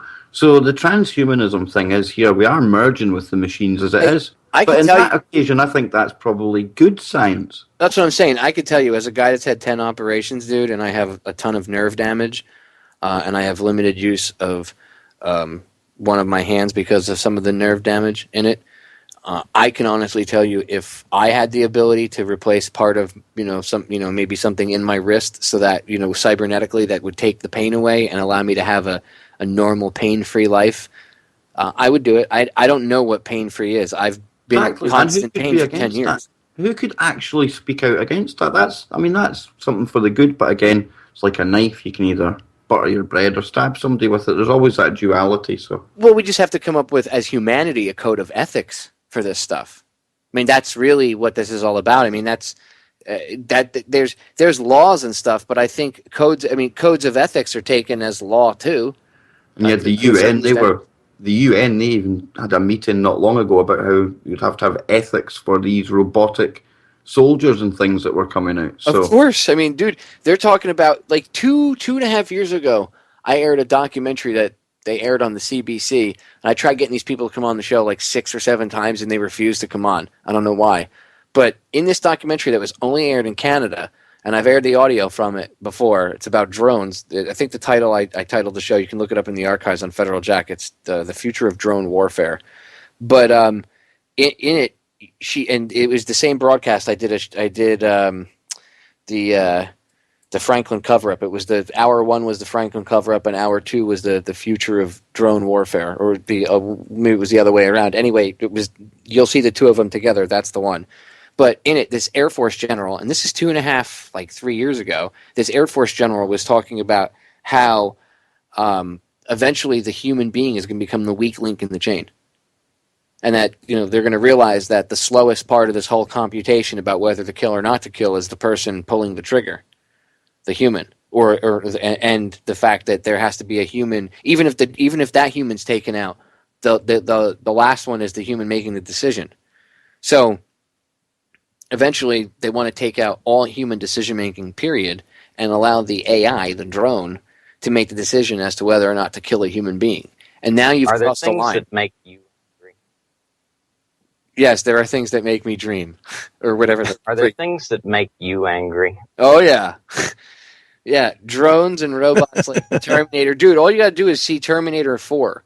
I know the first 3 are all whatever, but if you watch the fourth one, or whatever is 3, whatever, the one with Christian Bale, that's the one that has like the closest to our future now. Oh yeah, totally, man. And you see them rounding people up and putting them in prison camps and stuff. Like, that can happen. I mean, all the great sci-fi writers talked about this stuff.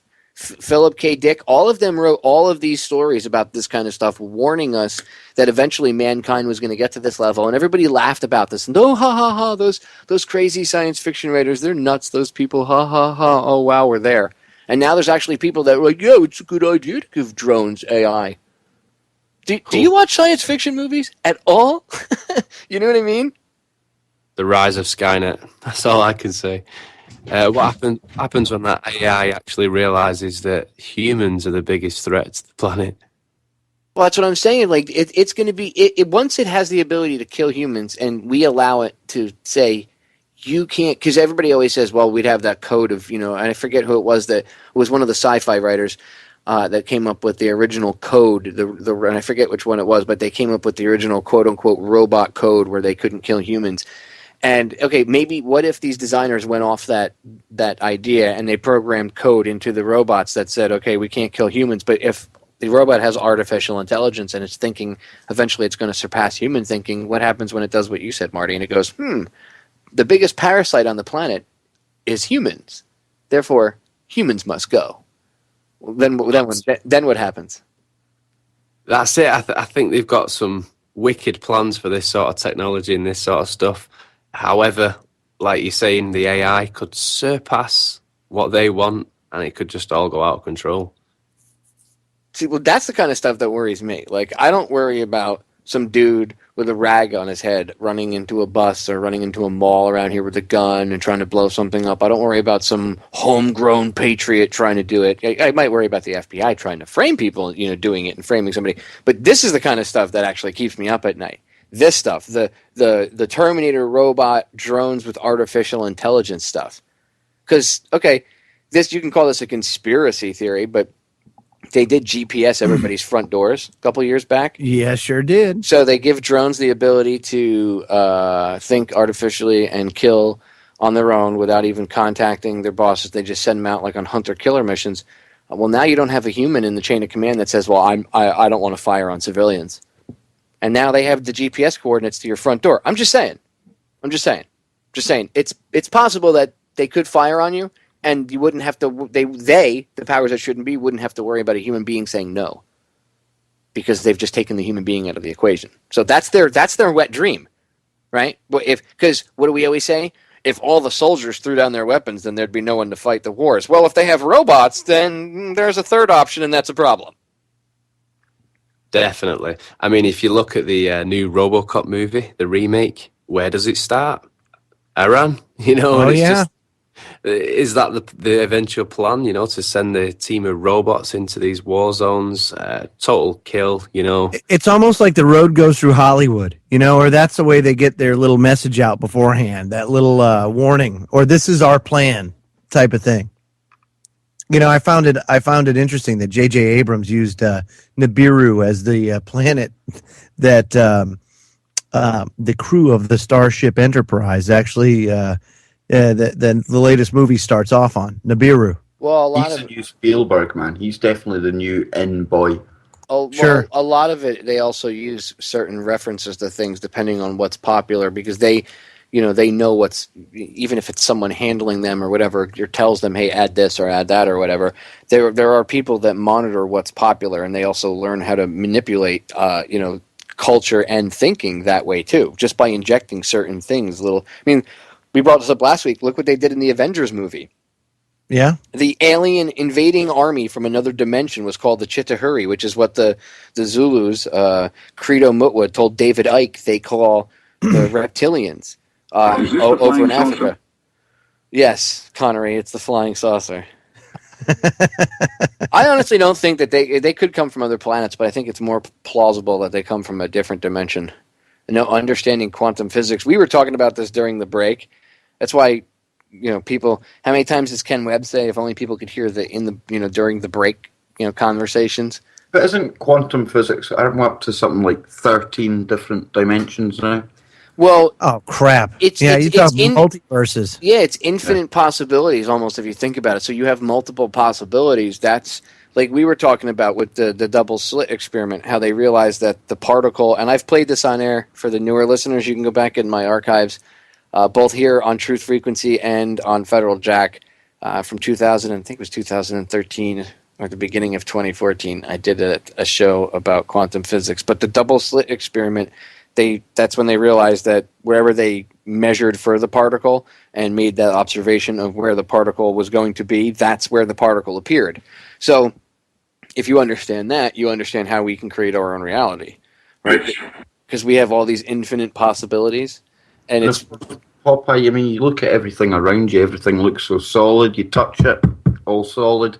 But an atom is 99% fresh air. It's space. Right, and there's scientists that even admit that they said something has to make up that space, and then they realized it's thought. Boom. There is no spoon. Well, exactly. There is no spoon. You are the spoon. That's the whole point. The spoon really doesn't exist. It's in your mind. As soon as you realize that, and as soon as you realize the matrix that we live in, the movie that we live in is all in your mind, then their control is over. Now, if only everybody realized that, then their control, the powers that shouldn't be, would be over. Like that movie A Bug's Life. I bring this up all the time. When the grasshopper is talking to the other grasshoppers, and he hits him in the head with the rice, because they're all like, oh, who cares? It was one ant that stood up. And he hits him in the head with a single grain of rice, and then they're laughing, and he undoes the bottle, and all the grains of rice come out, and it buries the two of them that are laughing. And he climbs up on top, and he says, if one stands up, they'll all stand up. And if they all stand up, they'll realize that they outnumber us 100 to 1. And as soon as they realize that, there goes our way of life. Or you can add fluoride. Well, they want to dumb everybody down. That way it makes people docile, dude. That way people don't fight back. I mean, if people look at the American public, look how everybody's like, why are they so docile? Because between the 40s and now, they fluoridated everything. In the past 70 years, everything is fluoridated, and everybody's on Prozac or some other type of drug that's fluoride based, so it blocks it calcifies your pineal gland, it does all sorts of horrific things to your body, and it makes you docile. You don't care. America is the biggest consumer of antidepressant medication in the world. There's a reason for that. They need to keep everybody stupid and depressed. Keep taking your pills, keep taking your Xanax, because you can't handle life. Seriously, I understand what anxiety attacks are, but everybody needs to, if you have anxiety, don't take that crap. Smoke weed. Seriously, grow cannabis and smoke it. The reason they put you on that crap is back to the interdimensional stuff as well, though, Popeye. That calcification of the pineal gland, that's your Stargate inside your own head. Oh, yeah. Joe and that stupid soundboard. No, you're right, Kev. That's why they want to calcify that too. There's so much going on. They hit you on so many levels: spiritual, physical, and that's why they full court press. They have to, because it's balls to the wall. Because it's either do or die. There is no they can try and come back another time. They only got one shot at this, and that's why they're scared of the internet and scared of what we do. What do you reckon it was like hundreds of years ago, before the food got jacked, before all the electromagnetic soup was flying about, fluoride, all of this? What do you think it was like for people then? Do you think they had a far better way of life than us? People died. They croaked when they were about 50 years old. Big Pharma saved the day. Oh, what? Macho Man, you got something to say about, since we were talking about WWE? You told some of the biggest lies that I've ever heard of in my whole life. Well, talking about the paranormal. He's coming back from the dead just to yell at us. He died in Florida in a car accident, or he had a heart attack, or whatever it was. Yeah, something like that, right. An EVP live on TFR. Joe using his... What is it called? A ghost My box? soundboardery. Your soundboardery. What do you make of those ghost boxes, Popeye? That's weird stuff, is it not? I'm actually having Johnny's co-host, Nick. He's coming back on in a couple weeks to do, because he's a real paranormal investigator. We're just going to do 2 hours of paranormal stuff, like serious. Wow. I've done paranormal investigations myself. I actually got a chance twice to spend 2 overnight periods separately at what's called the most haunted place in Florida. It's called the Deering Estate down in Miami. And I can honestly say I had some weird, creepy experiences there. I mean, I've been doing this stuff on the side, like, as a hobby since I was a little kid. But that place is definitely weird. And the one time I was there, it was myself, an investigator, 2 cops that were there, like off duty. They were there doing their hobby was paranormal investigating. And there was 1 historian, and then myself. And we were sitting there in the room. Oh, and my wife was with us too. And I don't think there was anybody else in the room. No, yeah, it was just us. And then we were probably in that room for about 2 hours. This is the most haunted part of the building. There's 2 separate buildings on the property, like main buildings, and this is the older one. It's this old cottage, and a lot of weird stuff happens in there. And they were using it, and they were picking up Spanish voices. And both my wife and the 2 cops that were Spanish were both confirming separately that the translations were accurate. And it kept talking about a plane crash on the property. And none of us knew what it was talking about. We were like, they must be picking up radio, whatever. And we were like, that doesn't make any sense. And the tour guide he's not a tour guide. They work for the state owns the property now, and they maintain it. And he's one of the people that works there. And at night, they come and they volunteer to keep an eye on everybody and just walk through. And if you have any questions, you can ask them. But they have to be there because it's not, they don't want you stealing anything or anything like that. And we turn around, and this dude's like white as a sheet. And we're like, are you all right? And he was like, there was a plane crash on the property. And we were like, what? None of us knew about this. And there's no way any of us could have known about this. Because I tried to find I did research when I came home and tried to find it. It was hard to find any info. There was there was only 1 mention of this, and it was in passing, and it was from a very, very long time ago. It was in some obscure reference in the back of an article. And it was a comment more so than anything else, and there was nothing else that I could find on it. But according to, in reference to what he talked about, I did find that there was an incident, but I couldn't find anything else. Mm-hmm. And long story short, this is Truth Frequency Radio. No hate, no hype, no fear. Real people, real radio. We are back, ladies and gentlemen. Final segment. So, long story short, as I was saying as we went into break, we were listening to this ghost box, and it started talking about this plane crash, and we asked the historian, and the historian told us that there was a plane crash in the 80s on the property, and it was out in the far end of the property by where the Indian burial mounds are. And those things date back like 10,000 years. But they found the plane with no tail number and no pilot. They said there was some blood in the plane, but no pilot. And any of the cargo areas on the plane had been, open, and whatever was there was gone. So they assumed this was during the cocaine cowboy heyday. So they're just assuming that this was one of those drug flights, maybe meant to land a little bit further out wherever it was supposed to land. It crashed. They met up, and because it was on a remote part of the property, and by the time the security realized that there was a plane had crashed out there and then gotten out there, the part of the property it was on, it's very swampy, and it's not easy to get back there. In fact, I mean, there's certain parts you have to go take like a kayak or a small boat or something to get back to. You wouldn't want to walk back there because there's gators. You might not come back.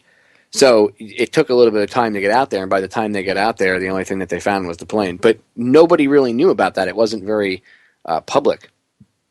And down here, the newspapers know how to cover things up very well. They don't want to scare the tourists off. You scare the tourists off, you lose a ton of revenue. You know what I'm saying?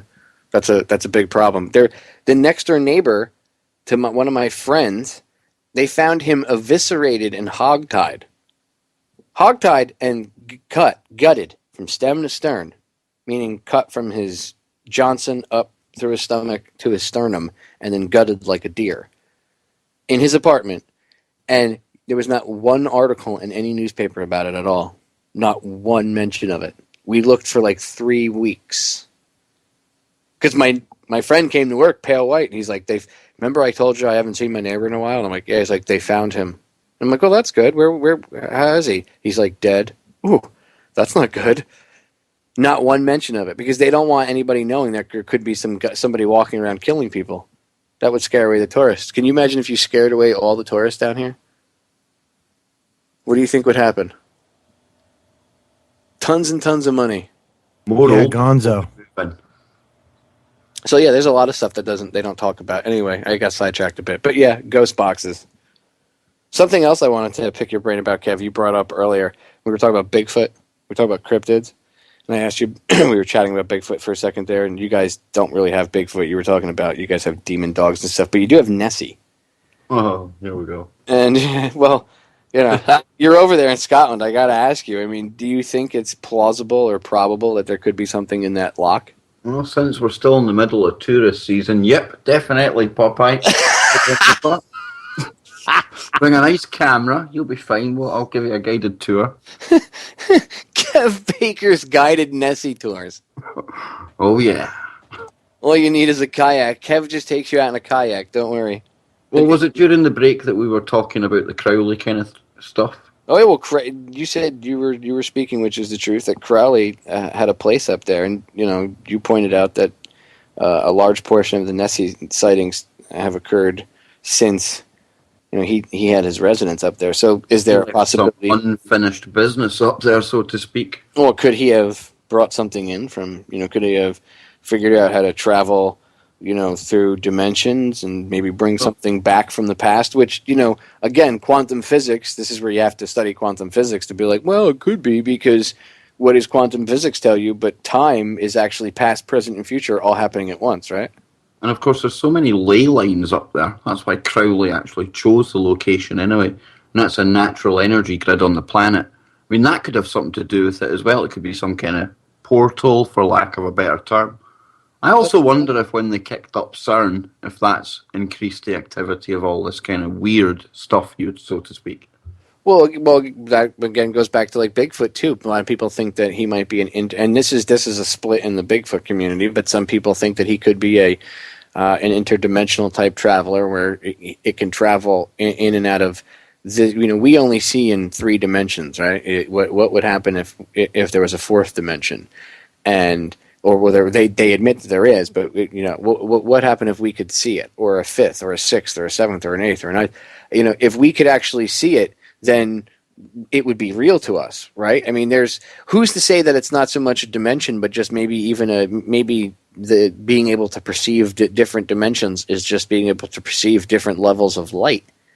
The reason why certain things appear invisible to us, even if they're not, is only because our naked eye can only pick up a certain light spectrum, right? So what else is out there? If you actually look on a scale of the light spectrum that our eye picks up compared to the full spectrum, it's super tiny. Can you imagine what we're not seeing around us every day?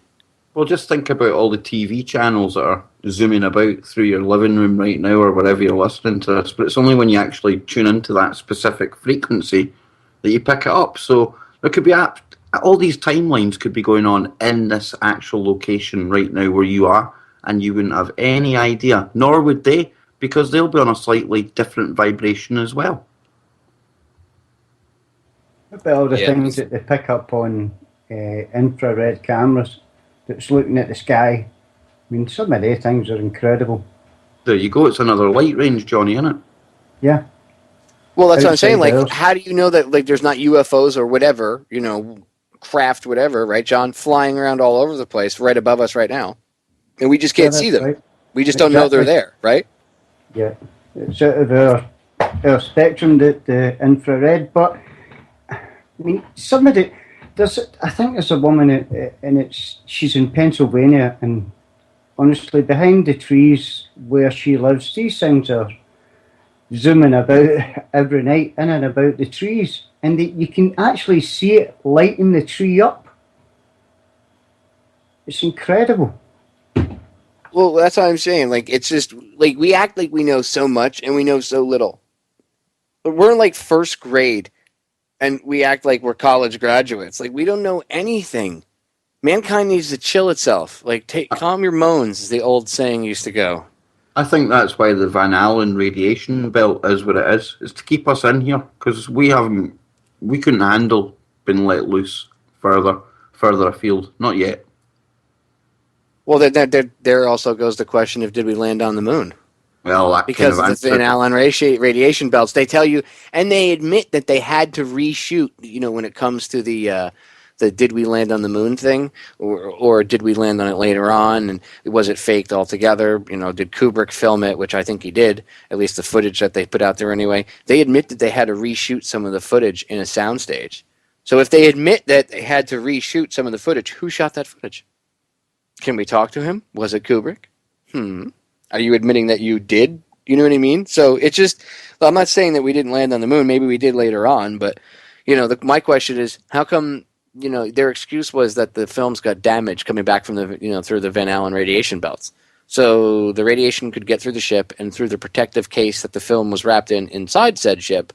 But the people that were not wrapped inside of a protective casing inside the same ship don't have any mutant powers, aren't the Fantastic Four. None of them died from cancer shortly thereafter. How is that possible? How cool would that be if, like, Buzz Aldrin was sitting there one day and his arms just stretched out? Go for it. How do we know Buzz Aldrin really isn't Mr. Fantastic? Look at the amount of people that he's knocked out just for asking him to swear on a Bible that he went to the moon. That's what I'm saying. Perhaps maybe he's the thing. It's clobbering time. The Buzz Aldrin edition. Well, what about the thing he keeps on shouting about on Phobos, the monolith? Oh, yeah, dude. What do make of that? That's some right weird crap. He said that on C-SPAN. Somebody had asked him about the moon, and he goes, the real question is you should be asking is who made the monolith on Mars? And you're like, what? Wait, could you repeat that, Buzz? Could you rewind for a second? What are you talking about? What?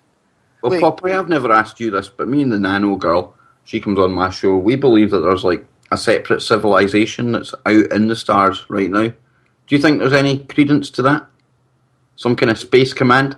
I think that we would be highly ignorant and arrogant to think we are the top of the line in the universe and the multiverses that are out there. I think we are one of the most infantile planets, and that, if anything, Earth is more of the most interesting reality show in the universe. That's why I think you see so much UFO activity. You see these third-generation military night vision goggles, and some of the crafts that you see out there. I honestly think it's school trips from like another galaxy to show you how not to do it. Like we're the zoo. Yeah. Popeye, you remember how I used to have, I think it was a couple times, I had Bill Deagle on. Mm-hmm. And he was talking about the intergalactic battle fleet that we had. Oh, yeah. Yeah. Yeah. Somehow it just doesn't ring with me, man. Now, don't get me wrong. I mean, I know that we have advanced technology and things like that we couldn't even possibly imagine, I'm sure. But that's a little hard to get my intergalactic Kick 'em off, battle Popeye. fleets and all. Kick 'em off. Kick 'em off. Well, no. Well, Kevin and I were discussing like the fact that there's other species out there, other civilizations, like other. Oh, totally, dude. But yeah, no, I don't know if we have any. There is that whole black science, whatever the hell they call it, NASA, whatever the frig they call shadow NASA, whatever it is that they're doing out there. Like all these ships that they send up and they supposedly lose. Really? Well, you had Gary McKinnon. Really? We're going to send him to jail for 70 years for trying to download something from a NASA computer. Why don't they just admit to it? Like, why are you hiding? At this point, because it's the energy that they must be using. The propulsion systems would be a game changer down here on Earth. But that's what I'm saying. Just like the Volkswagen XL1. But the excuse of the humanity's not ready for it. It's like, dude, there's so many people that talk about this every day at like the breakfast table. I don't want to hear the excuse of humanity's not ready for it. At this point, just tell us the truth. Like, I'm not saying that humanity's not ready for it, but these guys need to keep control, Popeye. Of Once course. we figure out that we can get energy for nothing, that is the total game changer. Oh yeah, forget it. Game changer. Game over. Then they become irrelevant. They can't control you anymore. You can get power on your own. Yeah, but that's why they'll never let it happen. Not as long as they can help it. Well, that's why they have to keep it. But see, they realize that they've run the actuaries. They have no choice. The only option is to steer humanity into a violent revolution / confrontation with them, because that's the only thing that they can control and try to lock down before humanity comes to this point where humanity's like, you know what? I just realized we only need each other and not you. Goodbye.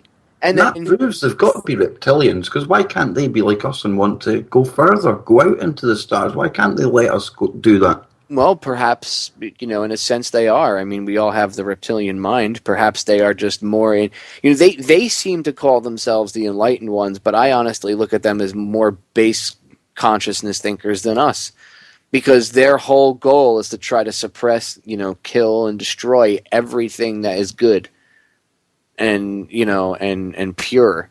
And that's the exact antithesis of what I believe humanity actually is about. I don't think humanity is naturally as evil as it's become.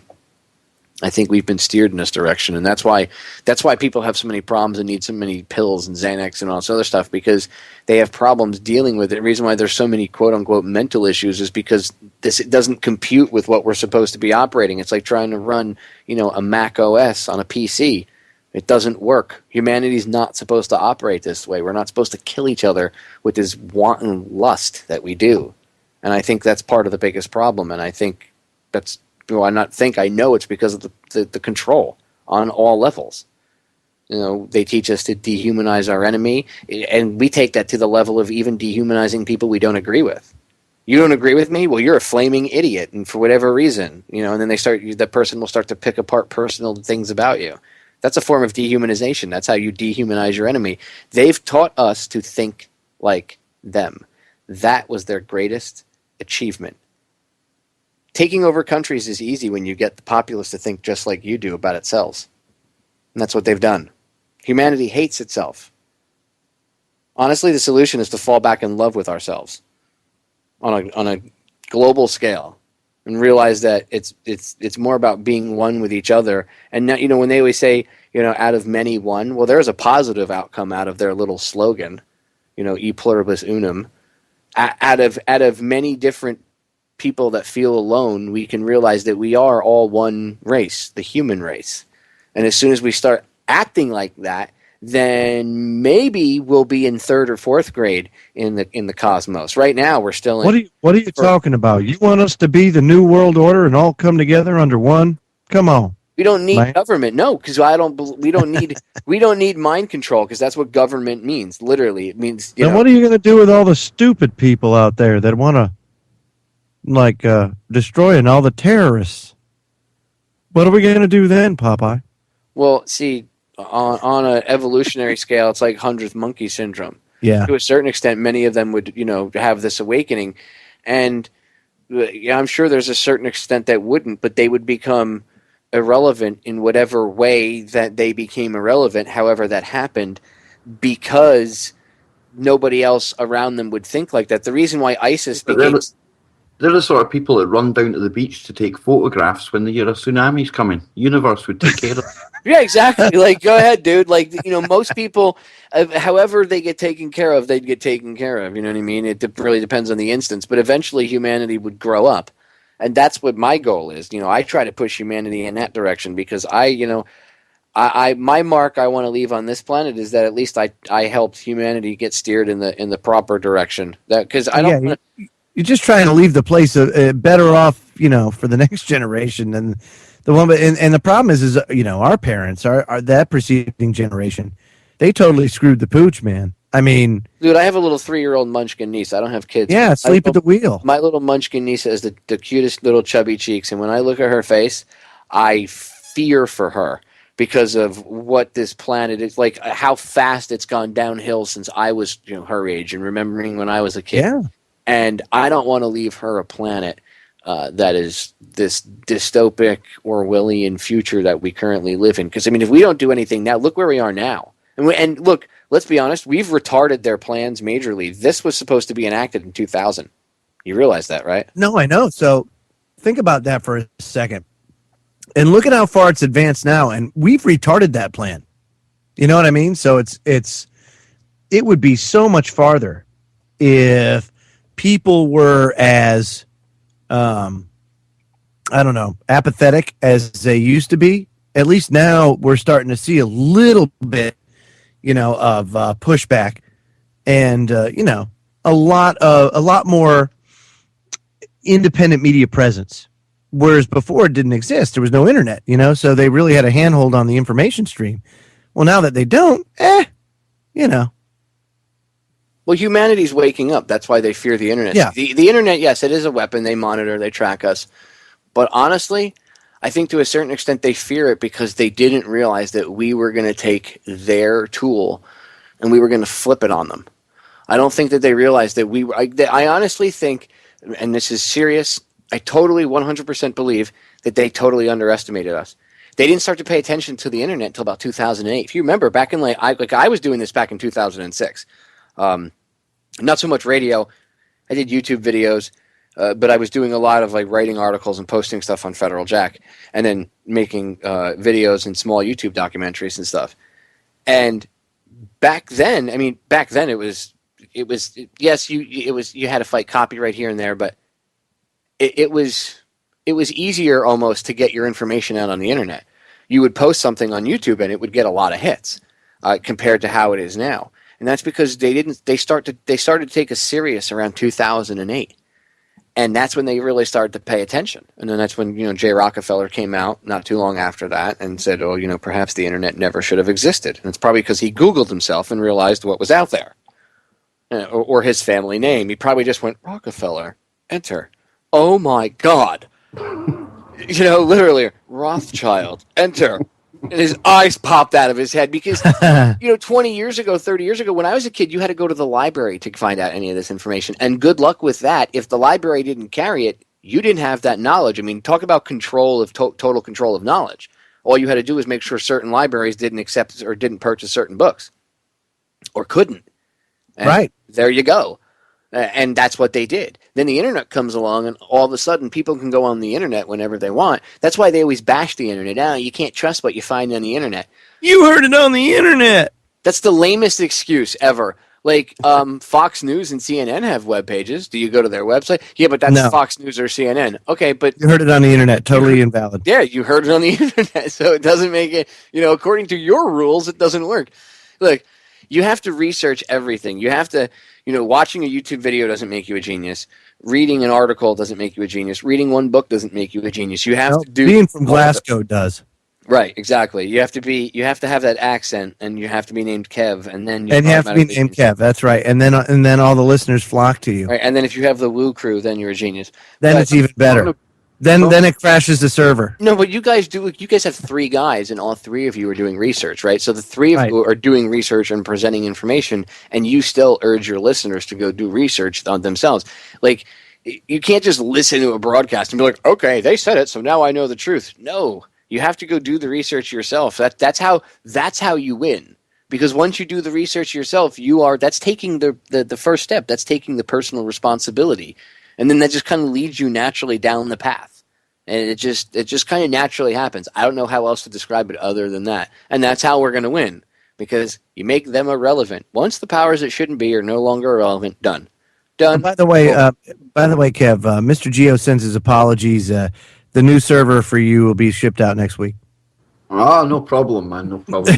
I'll try and stave off a couple of listeners. Yeah, just stop crashing the server, will you? I heard Chris is going to install a new A 8-cylinder KBS personal server. I heard he's putting an 8-cylinder 454 in the back room to power a separate generator, just to give the server its own power source, because the electric company in Colorado called and told Chris that it was no longer a no-no because his meter had melted off the side of the house. Yeah. And that has nothing to do with the fact that Joey's hanging up the mic. He's going to give me the Austin Command Center soon. No, that's funny. But not surprising, though. I mean, we do see the results. You know, the Scottish accent does do it. The Kev Jones show is what it's going to be called. I could definitely see that. Kev, are you going to have your own version of Tangy Tangerine? You going to call it Scottish Tangerine? Yeah, something like that, man. Hairy haggis. Ugh. I love before and after pictures of you when you shave your beard off. Removal therapy. That's funny. I like my beard. One step ahead of the Fukushima. Hey, you know what? My beard protects me from Fukushima, okay? Oh, I love your beard, Popeye. You know that. So do kids, though. Do you now? You're such a prick, Kev. You're such a prick. I'm gonna have Mossad come over to your house. Hold on, let me talk into my watch. Yes, yeah. I've got one that can see. Like, can they live? Yeah. Oi! I've got a goyim with the glasses on. Oi! Marty's coming out in a cold sweat now. What's the matter? He woke up for that one. That's good, man. Thanks. So the sun's going to be out in an hour. Yeah, how do you guys feel after 5 hours? We got It's already out. We got like 3 minutes left. How do you guys feel after 5 hours here? You survived. Honestly, I don't know if there's something wrong with me, because this is starting to actually get quite normal now. It's total daylight outside, so it just feels... Right, imagine it, Popeye. Come Monday, we're going to do a 1 hour show. Can you imagine how easy that is after doing after doing 5? Well, dude, think about it. You did the same amount of shows in one day tonight that you normally do in a week's period. So you just did, 9 hours worth of shows this week? It's all right. It's all good. Truth never sleeps, man. I'm loving it, really. The rest of the guys, we're all loving it. You got to work tomorrow? Yeah, I do. You mean work today? Well, yeah, today. 5 hours sleep. 5 hours sleep and then work. Tell the listeners what you really do, Kev. Kev guards Nessie. That's why I asked him about it. That's what he does, man. I've got a really important job walking around a car park clockwise, counting cars. Do you ever ticket anybody for not parking with a permit, or whatever? No, I'm the best security guard in the world. I'm like the virus in the system. You don't care? No. Not one iota, man. Kev's like, I'm not giving you a ticket. Get out of here. I'm more pissed that they look at me as if I would care. Not my gig, man. Do you have anybody that you work with that is hard for being a guard at the? Oh yeah, man. It's like your failed military type. He's got his keys and his 2 radios on his belt and his notebook. Laughable, man. He is the job. That is him. Those are guys that failed the police academy and then couldn't even be the mall cop. Yep, that's the one. That's the guy that say, hey, check it. That's not the socks that she came in with. That's so funny. And you got to be careful about this, because when Kev Cuff puts this on YouTube, that they're going to be calling him a New World Order shill for being one of those guys. I can handle that. Oh, okay. Did you just say you're part of Ashtar Command? Yes. You know who Ashtar Command is, right? He totally said. He didn't say anything like. When the hell did you say you were part of Ashtar Command? Dude, where did that come from? I heard him say something Command, and I was like, did he say Ashtar Command? He didn't even say Command. What the hell did you? What? I was thinking about the space crap that we were talking about earlier. Yeah, you were out in space somewhere, dude. I think it's Scientology. They have their own navy. Yep. They have their own naval fleet. They've got their own police as well that stop you when you try and leave, man. I forget what it's called. I saw a picture of it, and it's like it's involved in there in that religion. Dude, that's creepy. Like when your cult starts to have its own naval fleet. Like, what country are you trying to go fight? Scientology's creepy. L. Ron Hubbard, another whack job. Anyway, we're out of time.